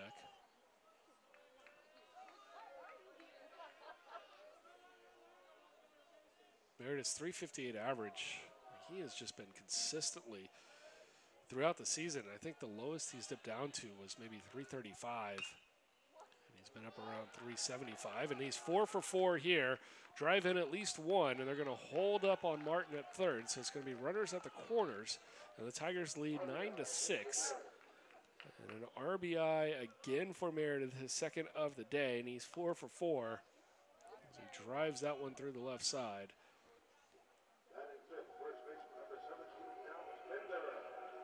And that'll bring up Bender. Bender 2 for 3 on the day. He has 3 RBI so far. Singles back in the first and the fourth inning. Sandwiched in a strikeout back in the third. But again, up with an opportunity to drive in some runs. He has 3 already.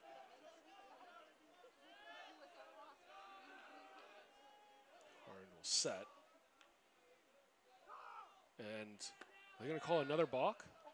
No, they're going to say it was time.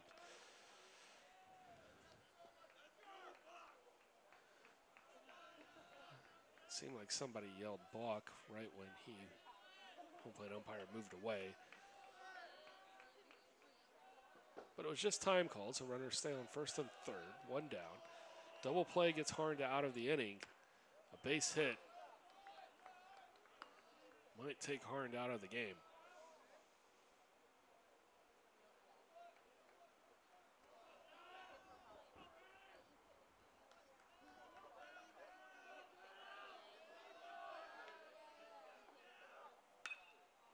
Slow roller to second, or just short, excuse me. Fire over to second, and then over to first, and the double play is there.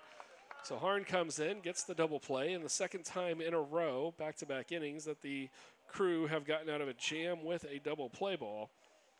But the Tigers put 3 back on the board after the Crew come and take the lead, or excuse me, try to take the tie. Tigers retake the lead And we'll be back for the top of the 6th with the Tigers up 3.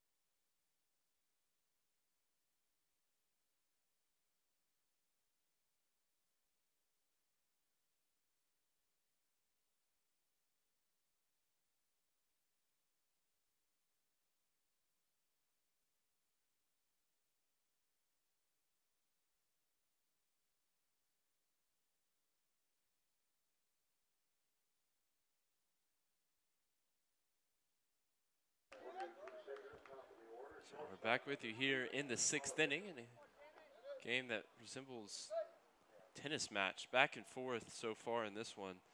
See if the Tigers can break serve here. UMHB up to bat. Crew have drawn level in each of their last 2 times to the plate, only for the Tigers to pull away again. They did so with 3 runs in the bottom of the 5th. Left a couple of guys on. And they're now defending a 3-run lead. Still Hushing out there on the mound. He's up against top of the order in Cayman Holiday, who sends this one out into right. The outgoing Logan Morrison brings it in. There's one away quickly here in the 6th. Second baseman number 4, Jackson Godoy.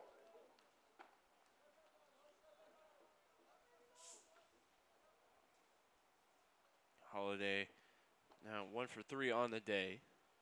Godoy 0 for 2 with a walk, came around to score in the 4th. And he sends this one in between Morrison and Bender. He's aboard Base hit for Jackson with the Godoy. 1 away in the 6th. Batting third, right fielder number 16, Landon Dietrich. And here's the man who's done the majority of the damage for the Crew. Landon Dietrich, 2 for 3. Couple of RBI in his last trip to the plate. See what the 6'3" second baseman can do here. Runner on first, 1 away.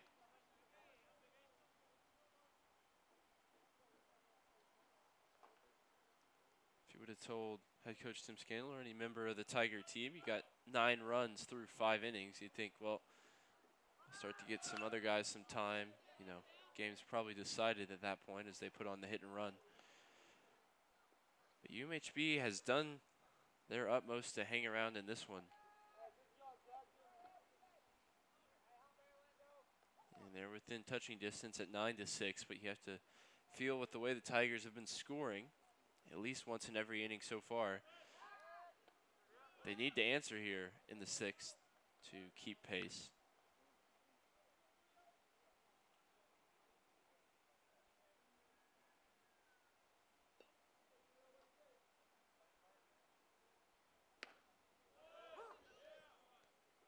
Hushin finds the zone there. He's got an advantage in the count, 1-2.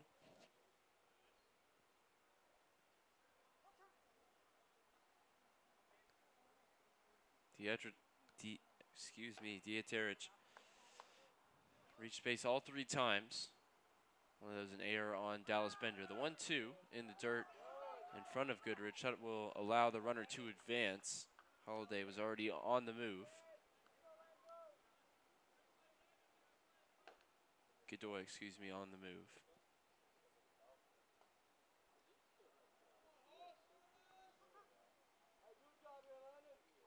Been a common theme. The Crew have scored a couple of runs on wild pitches so far tonight. And the leg kick and the pitch comes in low from Hushin. Job by Goodrich to keep that one from going to the backstop.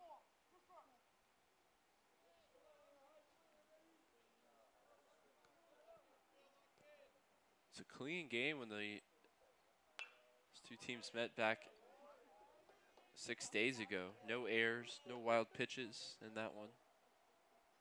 At least none that costed any runs, but it's been a different story. Teams combining for 3 defensive errors and the 2 runs scored on wild pitches for the Crew. This one's sent out into center field. Martin ongoing and able to make the grab. And there's 2 away. Brings up Malik Bolin. Moves 0 for 3. But not before there's a mound visit here. We'll see what head coach Tim Scandal has to say. First time we've seen him come to the mound quite a while here in San Antonio. It's usually been pitching coach. Coach Scandal not usually the one to make the pitching change. Probably just wants to check in on Hushin.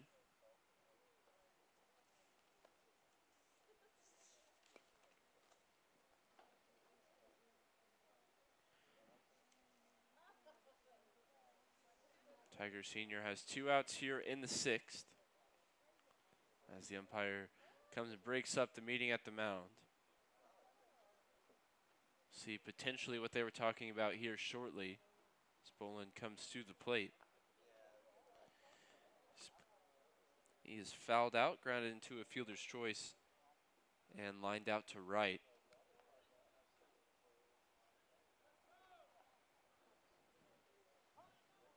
The Crew looking to answer back after the Tigers regain the lead in the bottom of the 5th. They've got a runner in scoring position, 2 away here for the sophomore, Fort Worth, Texas native.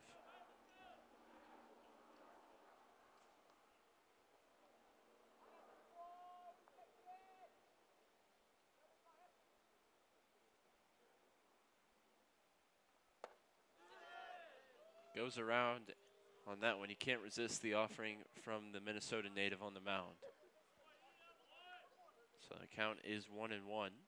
Hushin's 20th delivery will be on its way here shortly. And it's sent out into right field, but it's going to go foul down the line. So Hushin 1 strike away, getting his bats back up to the plate, looking for some more insurance on this 3-run lead.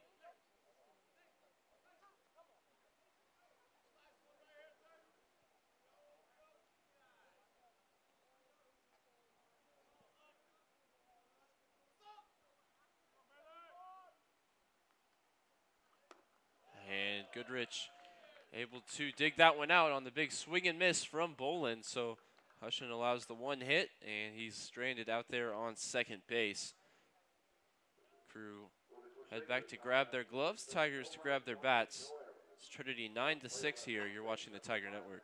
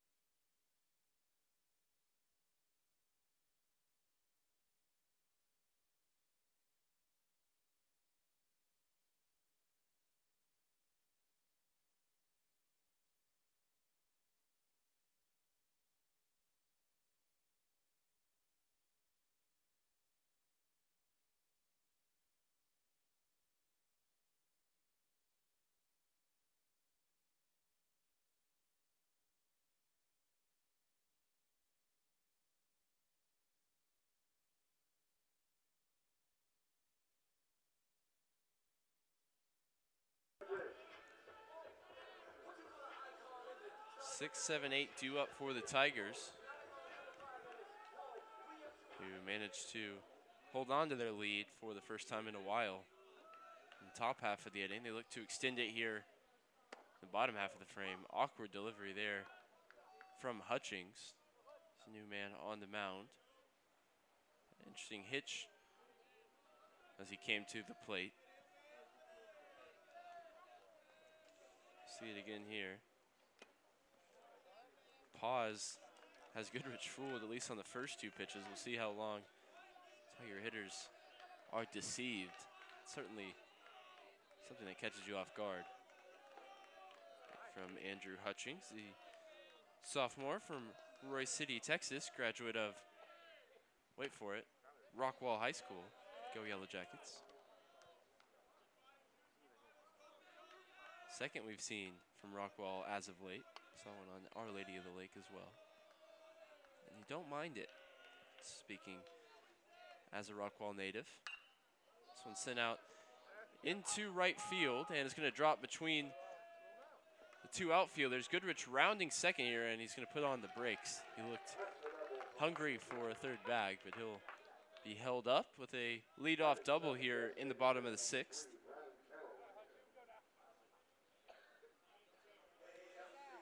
And tough start to life here on the mound for the Rockwall native.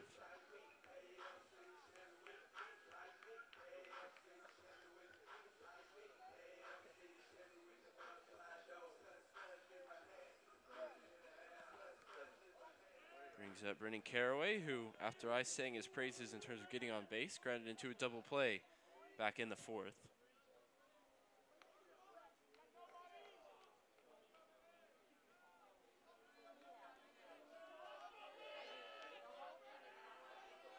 The junior hitting .348, base percentage over 500. He's 2 for 3 on the day.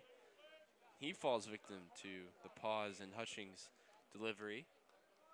Again, seems like, you know, something that will get you a couple of times, but maybe once you adjust to the timing, figure out. That one comes in high. That's what happened for Goodrich in his at-bat. Looks bad the first 2 swings, and then the 3rd one put out into the gap.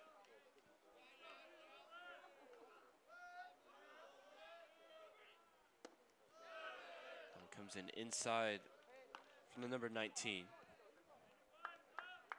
This delivery unlike anything we've seen so far this year in San Antonio. Just a bit of variety.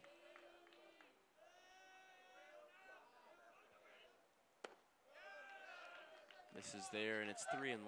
Bailey Watley started this one for the Crew.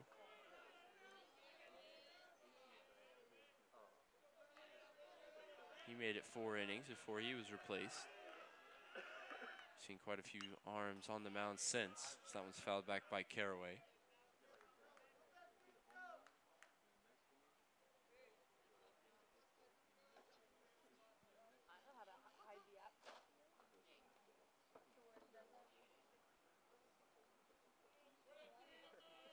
And the payoff pitch is fouled off once again by the designated hitter.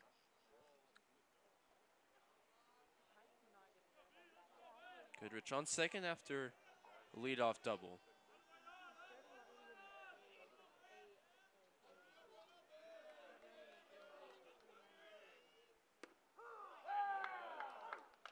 And that's the first time our home plate umpire has been able to call somebody out on strikes. Caraway, not who you picked out as the first victim before this game. And he heads back to the dugout here after that one pretty decisively went right down the middle of the plate.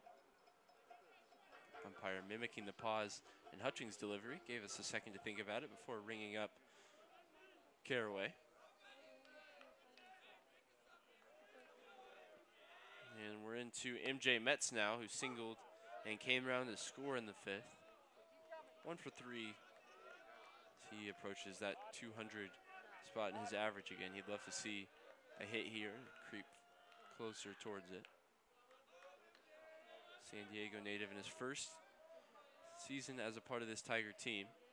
Set up outside here for the 0-1. He sends it foul down the right field line. In the hole here, 0-2.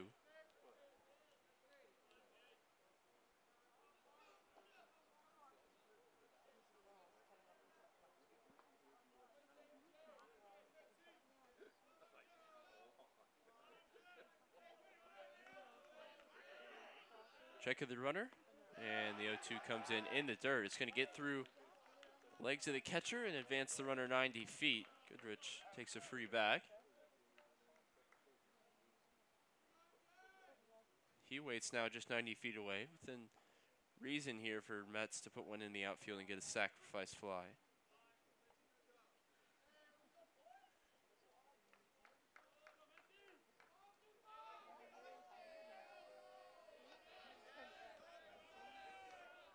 And here is the 1-2 from Hutchings.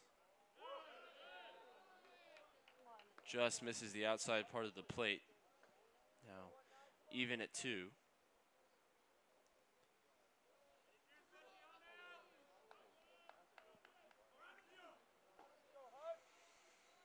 This will be Hutchings' 16th pitch since coming in here in the 6th.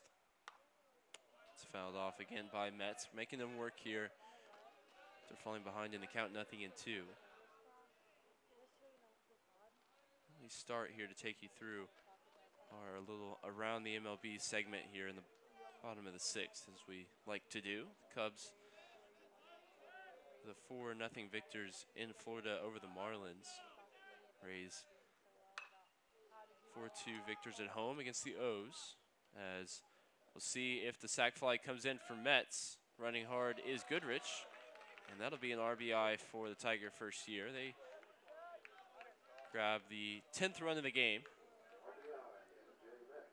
and extend the lead out to 4 here in San Antonio.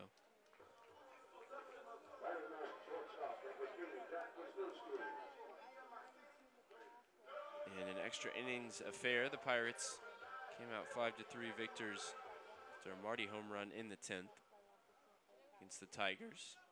And a rivalry matchup, the Yankees won at home against the Red Sox 8-0. Paxton with 12 strikeouts in that one.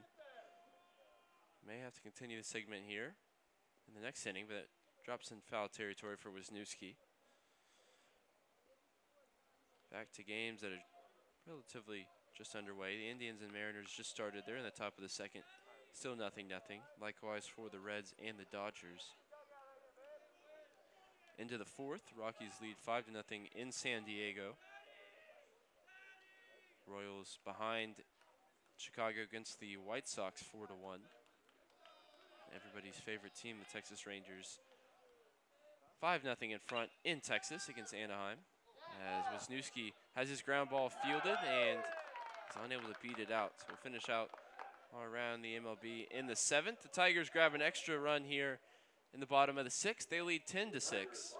You're watching the Tiger Network. Don't go anywhere.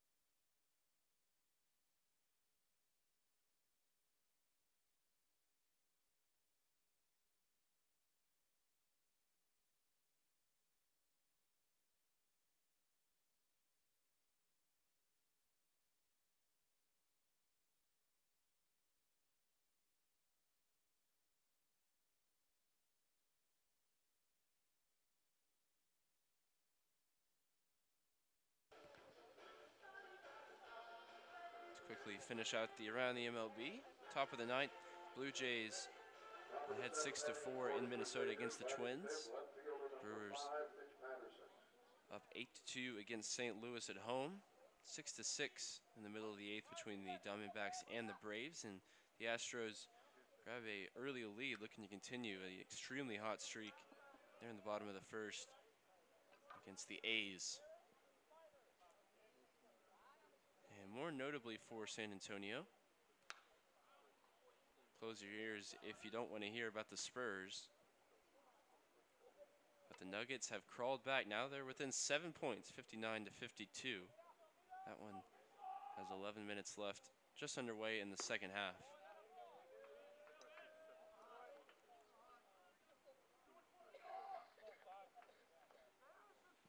And here in San Antonio, we've got a interesting Tuesday night matchup between UMHB Crusaders, who send this one out into left field. Comfortable, though, for Rafe Shamet. And the Trinity Tigers, who lead 10-6. Tigers have scored thus far at least one in every inning.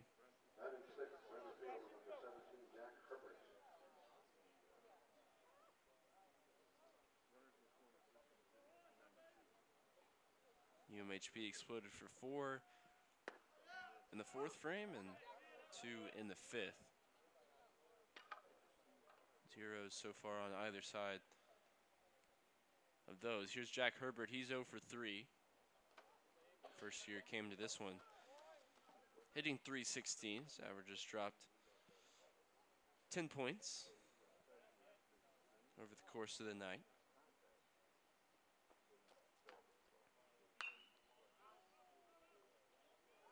He's now behind in the count 1-2 against Hushin.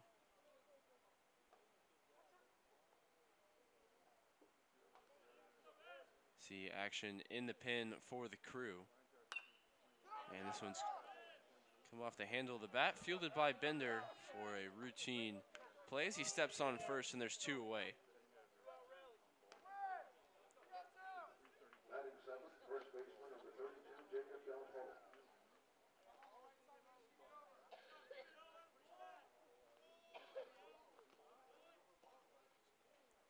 Hushin went 2/3 of an inning against UMHB 6 days ago and struggled, gave up a couple of runs, and was replaced by Cater to finish off the game. He's given up a rocket here down the right field line. There's a runner on now with 2 away in the 7th. He then pitched 41 pitches against Southwestern, went an inning in the 3rd, and gave up 1 earned run.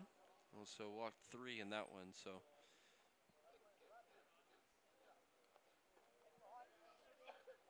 far, though, he's been pretty solid for Tim Scannell in the return game against UMHB. This 2-game series comes with nothing in the middle for the Crew. Tigers played Southwestern over the weekend.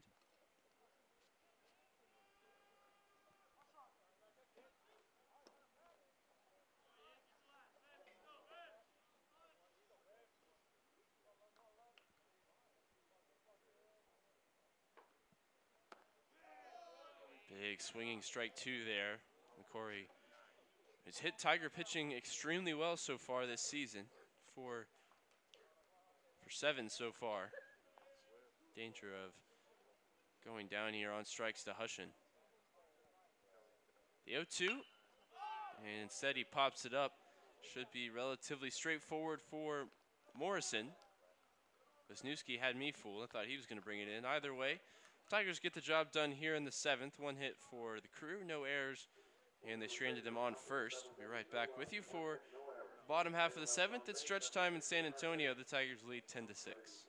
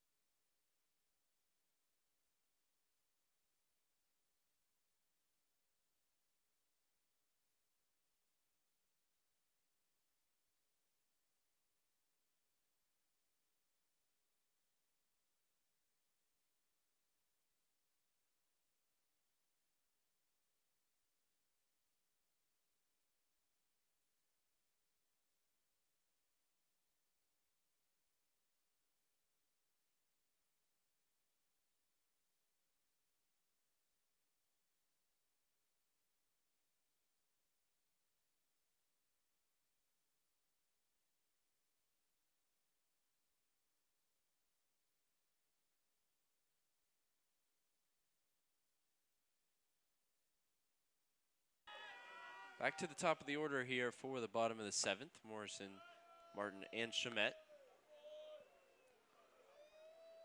Morrison had an RBI single and came around to score in the 5th. 0 for 3 with treble of flyouts before that.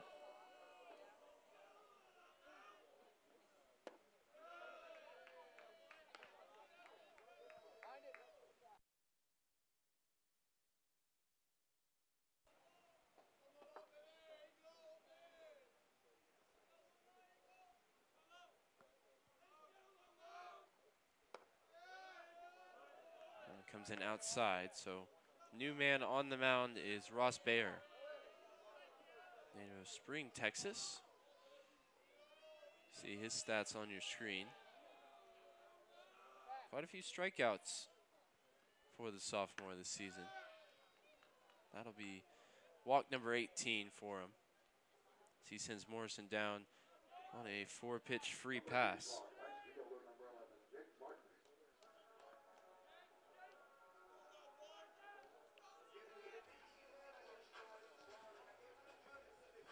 Base runners are the last thing you want when you see Jake Martin up to the plate, Shamet on deck, Meredith to follow him. Martin 1 for 3 on the day, also had a walk in the 5th. That one came in for strike number 1 of Bayer's outing.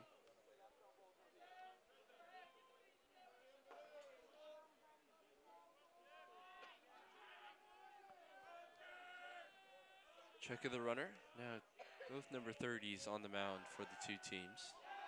Hushin for the Tigers. It's the second time we've seen a pickoff move go awry for the Crew. Got a good look at it here for you. Morrison back in plenty of time, but the throw low. And it squeezes through, allowing Morrison to advance 90 feet.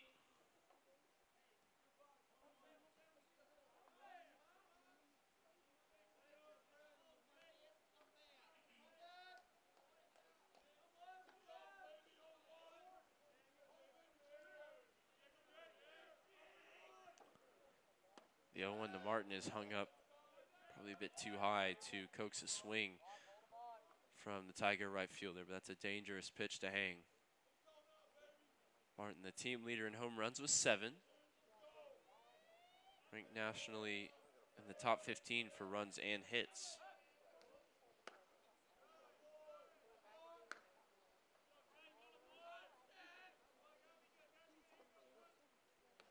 Those two things tend to correlate when you've got guys like Shamet, Meredith, Bender, Goodrich, and all follow you in the order. Those are guys that when you get on base, they tend to bring you around.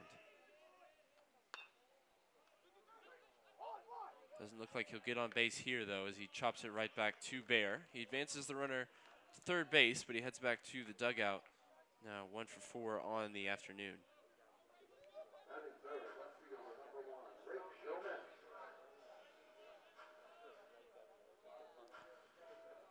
Rafe Shamet with a runner 90 feet away from adding another one to the Tiger lead. Had a extremely intriguing back and forth affair for 4th, 5th, and 6th. Since then, it's been a bit quieter from a Crew perspective. The Tigers slowly start to pull away. Strike number 1 for Bayer against Shamet.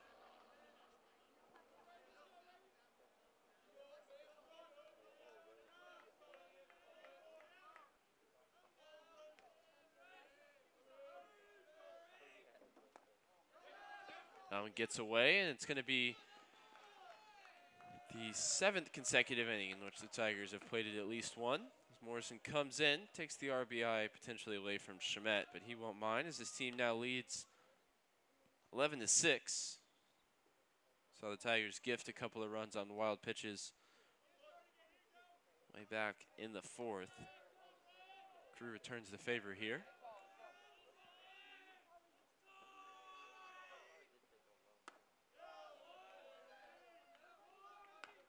Shamet finished the 17-18 season with a .392 average and a .449 on base percentage. This year, he's at .389. coming into this game with a .459 on base percentage, so right about the same mark for the Tiger left fielder. The RBI have taken a bit of a hit, though, as he's at 34. Now 35. Last season he had a monster 47. Still plenty of time, though, for Shamet. Tigers have 4 regular season games after this. A series against Shriner here in San Antonio. Then they go away to McMurray for the conference tournament. And what Tiger fans, Tim Scannell, and the whole team will hope will be more to come after that.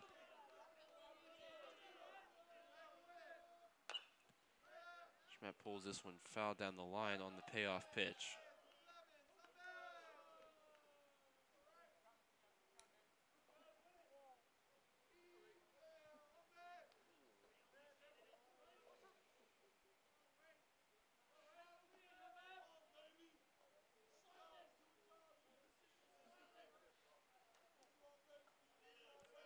In the second edition of the 3-2 from Bear. And this time he is barreled up by Shamet. You see a little bit of a bat flip there, and there's your reason. That one soars over the right field line. Rafe Shamet continues his home run hitting form for this Tiger team. It's number 4 on the season. It's number 4 in a week for Shamet. Handshake with his third base coach. Helmet tap from his teammates, and the Tigers now have doubled the Crusaders' 6 runs. It's 12-6. And my, oh my, did he connect with that ball. Here's another look at it. He said, "Thank you very much." There was never any doubt that somebody's car was in danger here, as that one cleared the fence by probably 20 feet.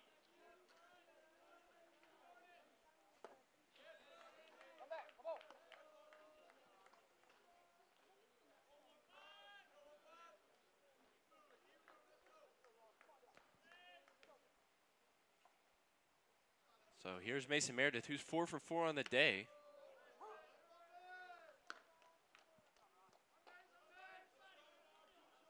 Tigers came to this one 5th nationally in team home run count. They've added to it already once. Not to beg for it, Mason, but you want to add to it again here. That one hung up in the zone. Saw Meredith have a big 2-run home run game a couple of weeks ago, including the walk-off grand slam, which has to be the moment of the season so far for the Tigers. That one against Hardin-Simmons, another ASC opponent. Another ASC opponent that plays in purple and yellow. Be a 3-1 offering here from Bear to Meredith. Still just 1 away in the 7th, and it's sent out into right field. And another awkward play out there in right, but it's the first time Meredith will head back to the dugout tonight. He's 4 for 5, when perhaps the ball he's hit the hardest.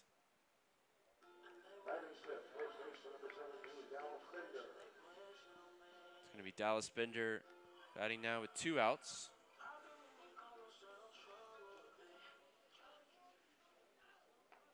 Tigers hitting .500 so far in the day with 2 outs. See if that trend continues here for Bender. 4 for 8 for the home team. With runners on, they're hitting .450, 9 for 20.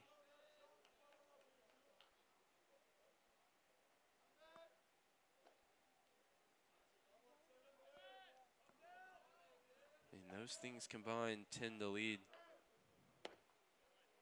something like 12 runs like we see tonight. Trend started early, though. In the first, it was a couple of quick outs. Morrison and Martin retired, and then Shamet got a single, beat it out on an infield hit. And we'll see what Bender can do here as this one's chopped back up to the pitcher. And not the fleetest of foot. Bender's going to go down to end the inning here in the 7th, not before the Tigers grab a couple more, add to their lead. It's 12-6 off a Rafe Shamet solo home run. We'll be right back with you here for the 8th inning.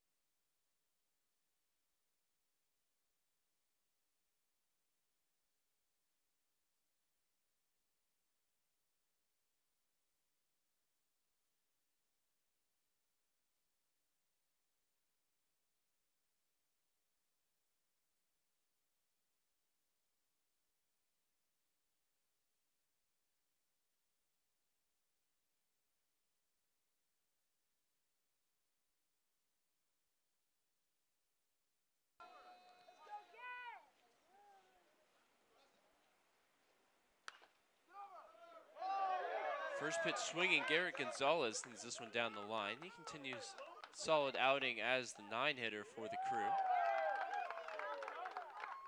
See him with a stand-up double to lead off here in the 8th. A bit of a signature move to go along with it.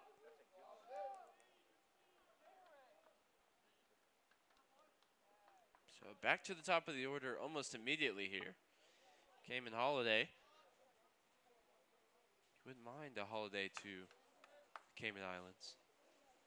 Sure he's never heard that in his life. Pulls back a bunt this time. Wise decision. It goes for a ball.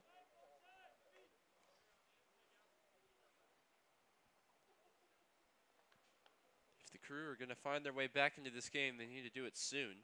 They held with the Tigers punch for punch in the 4th and 5th, but since then, home team started to pull away.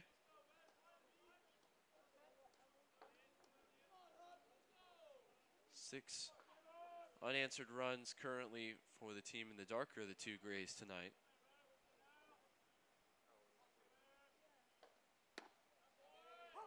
And the 2-0 from Hushin finds the zone.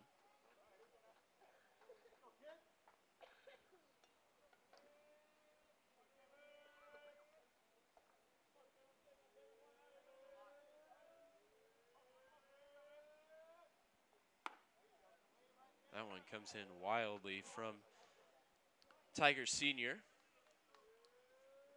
It's 3-1 now. Crew trailing by 6.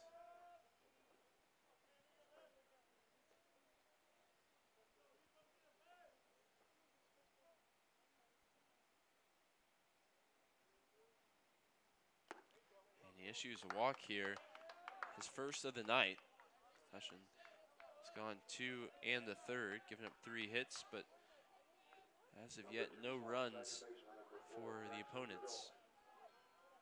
He'll look to continue that, but he's got a bit of a task ahead of him. Runners on 1st and 2nd, nobody out. Jackson Godoy at the plate.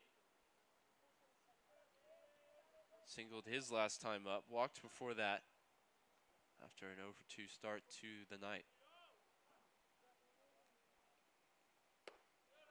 Senior second baseman takes strike 1.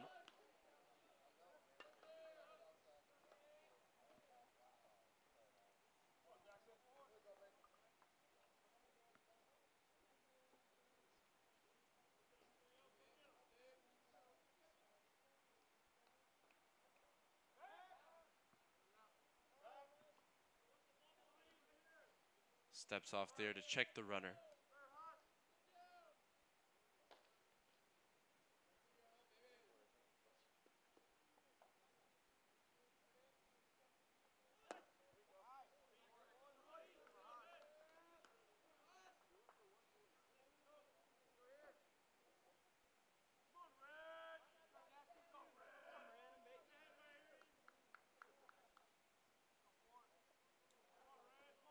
Godoy evening the count 1-1. And a big swing and a miss there from the Crew number 4. Chance for Hushin to get the first out of the inning.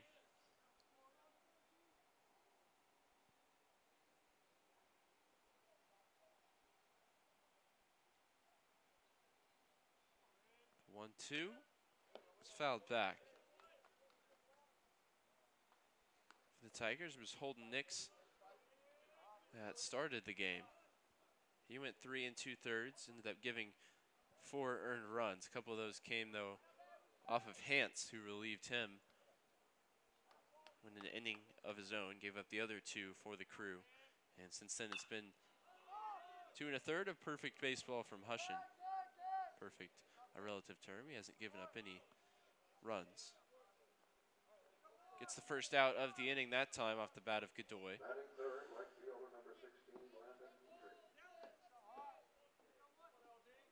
Popped out to Logan Morrison.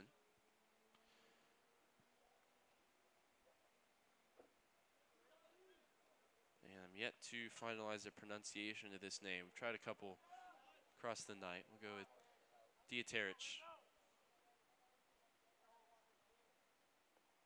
Second baseman, 2 for 4 on the day.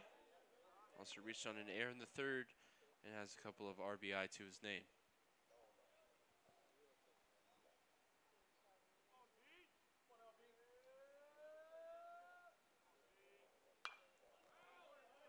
Fouls this one back, levels the count at 1. Umpire fires one into the glove of Hushin. And a throwing form that some pitchers we've seen across the season would be proud of.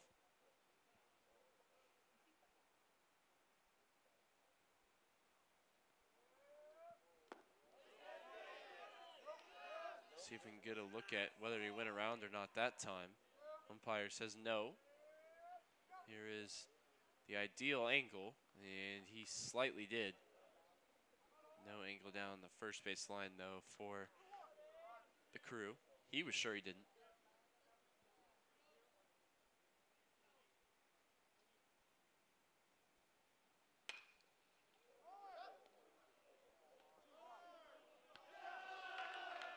And that'll be outs number 2 and 3 as the Tiger defense, who's been excellent this season at turning 2.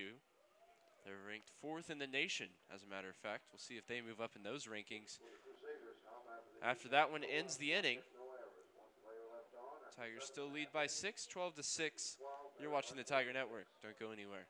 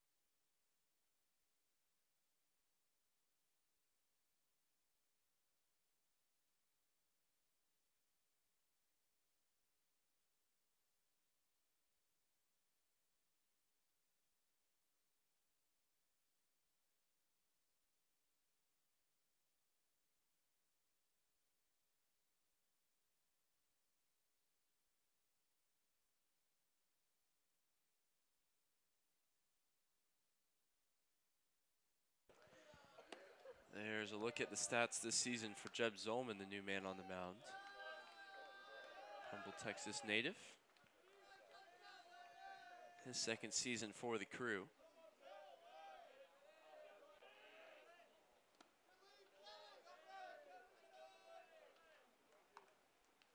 Listed on the website as an infielder, but this his 6th appearance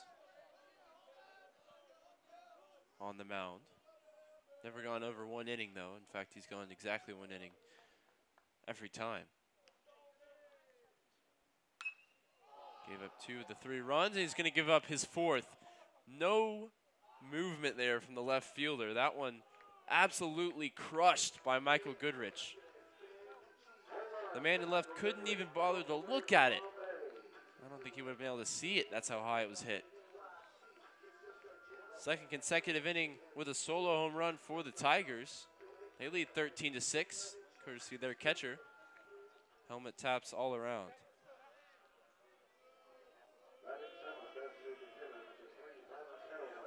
Another look at another ball that was just absolutely crushed. A moonshot from Goodrich.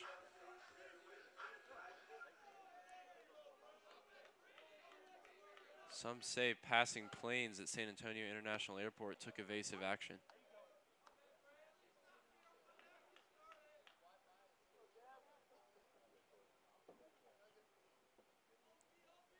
Caraway, who had a good start to the game, since grounded into a double play and struck out looking, steps in now.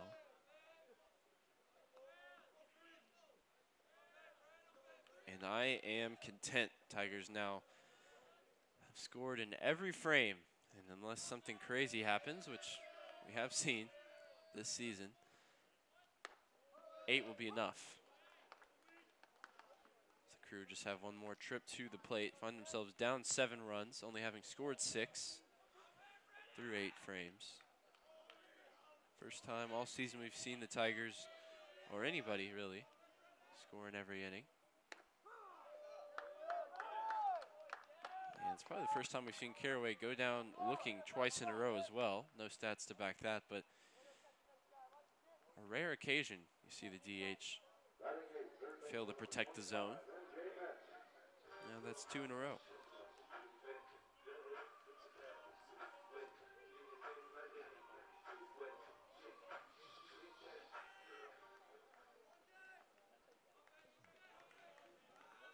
MJ Metz 1 for 3 on the day. Another guy in this lineup that can really square up a ball if Zolman obliges and leaves one over the plate. Tiger bats have come to life for power over the last 2 innings. Shamet and now Goodrich.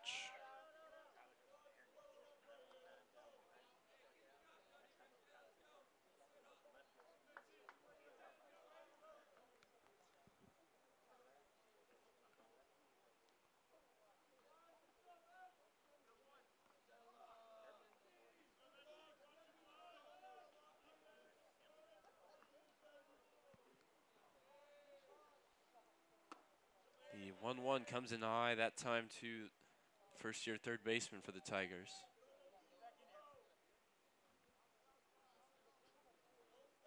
Was the first home run that Zolman's given up.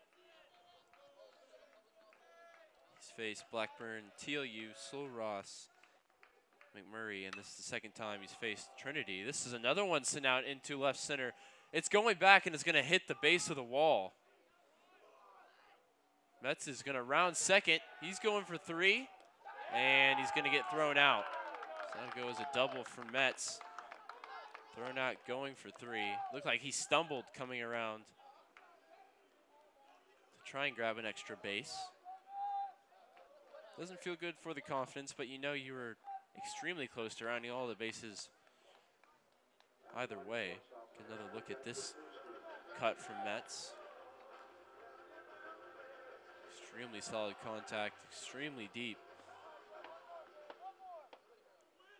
Cannoned off the base of the wall. 2 away though. He was thrown out going for 3.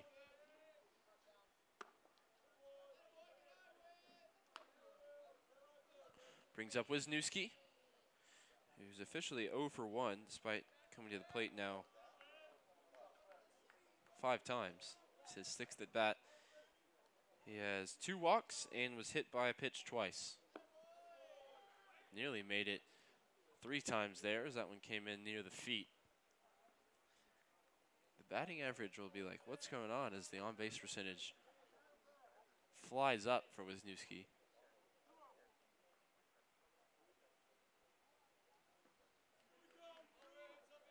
Without him having to even swing the bat. One time he did. Grounded out to second. That time he did, and he grounded off of his foot. 2-1 now for the Tiger shortstop. They lead 13-6. 2 away here in the bottom of the 8th.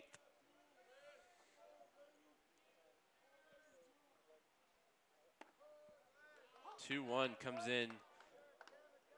Potentially generous call there from the home plate umpire. Looked like probably 6 inches outside. Count now even at 2 for the Tigers, number 2. As they look to take game number 2 on the season from, I'll resist the urge to say the Crew and finish off the rhyme.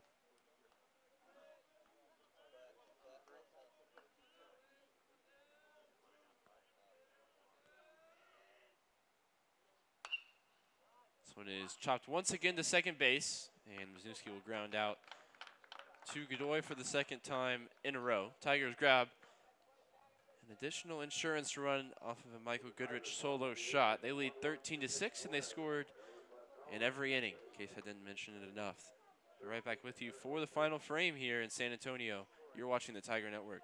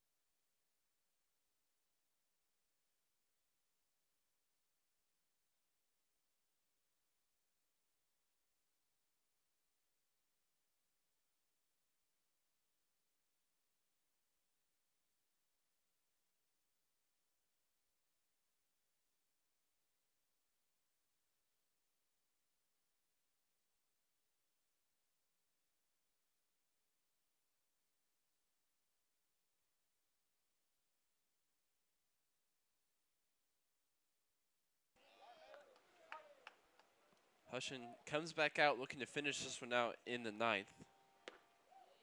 So far, he's gone 3 1/3, given up 3 hits, walked 1, and no runs against him thus far. And there may be one, as that one's crushed over the left field wall. Sneaks over the elevated portion, but the solo home run trend continues, this time for the Crew. Spolin takes the team lead in 4 baggers. That's his 4th of the season. Talk about that for first pitch swinging. Can't do much better.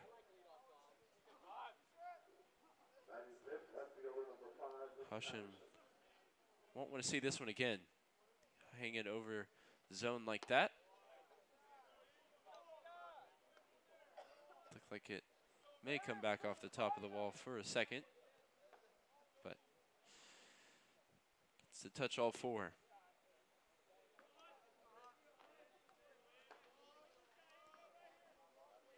So a start of a potential Crew resurgence here in the top of the 9th. We're back within 6, but looks like it's going to be out number 1 potentially here as Wisniewski ranges out into shallow left center and makes the catch. There have been times this season when I haven't felt so confident to call the out before it's brought into the glove, but as of late, the Tigers have really cleaned up their act defensively. Just a good sign heading into crunch time. Jack Herbert, his first year since graduating from Bowie High School. Struggled tonight, but he's having an excellent season, leading the team in batting average coming into this one. Big swing and a miss that time, though, for the center fielder. He's behind in the count 1-2. Hushin comes and deals. And potential there for a called strike 3, but nothing called for the home plate umpire. If you don't say anything else, you have to say the lovely purple helmets for the Crew are something to admire. That throw, though, less so from Wisniewski. Pulls Bender off the bag and extends potential 9th inning rally here for the Crew. And it would come as soon as I said that the Tigers were cleaning up their act defensively. Good field, just a throw wide to the bag from the sophomore shortstop.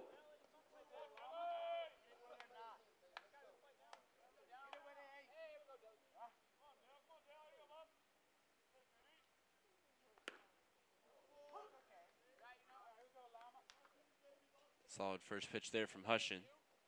Chance to end this one off with a double play. It's what the Tigers did in the 8th. It's what they've done with relative frequency all season. That one fouled off. 0-2 for Delapoli.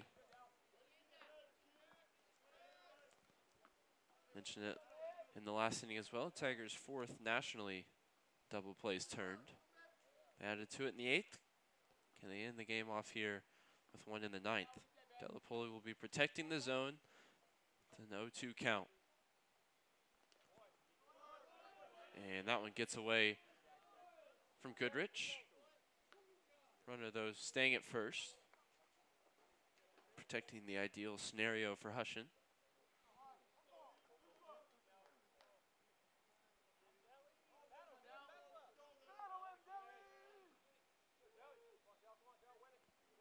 The 1-2 is fouled off of the mitt of Michael Goodrich.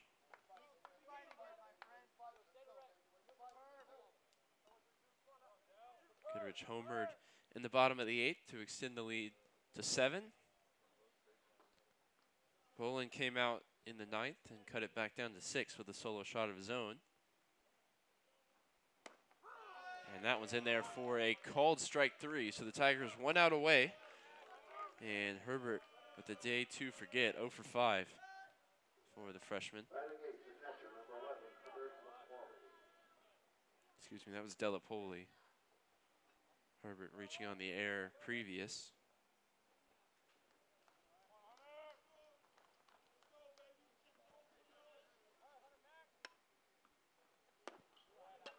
Goodrich sets up outside there for the first pitch, and it is away from Hunter McCory. He was 2 for 4 in the first matchup between these two teams. He's 2 for 4 tonight. He's been the most consistent hitter against Tiger pitching. Nowhere near that one, though, from Hushin, who goes high with the fastball.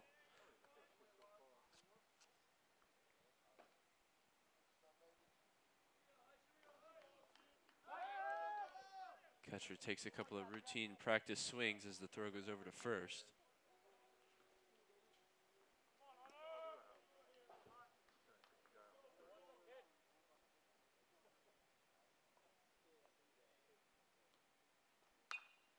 The 1-1 put in play, but it's going to go foul.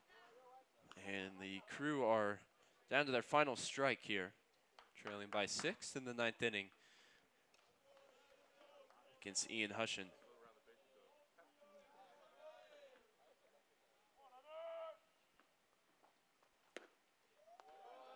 They go away looking to get the called strike 3 again to end the game. Home plate umpire does not oblige. It'll be a 2-2 offering now from the senior on the mound. He misses away again of a payoff pitch to potentially decide this game.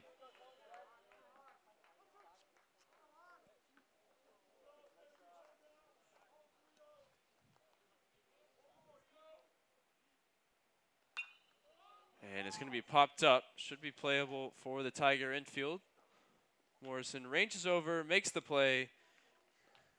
And how's that to end your game? The Tigers take this one. Second game against UMHB on the season, 13-7.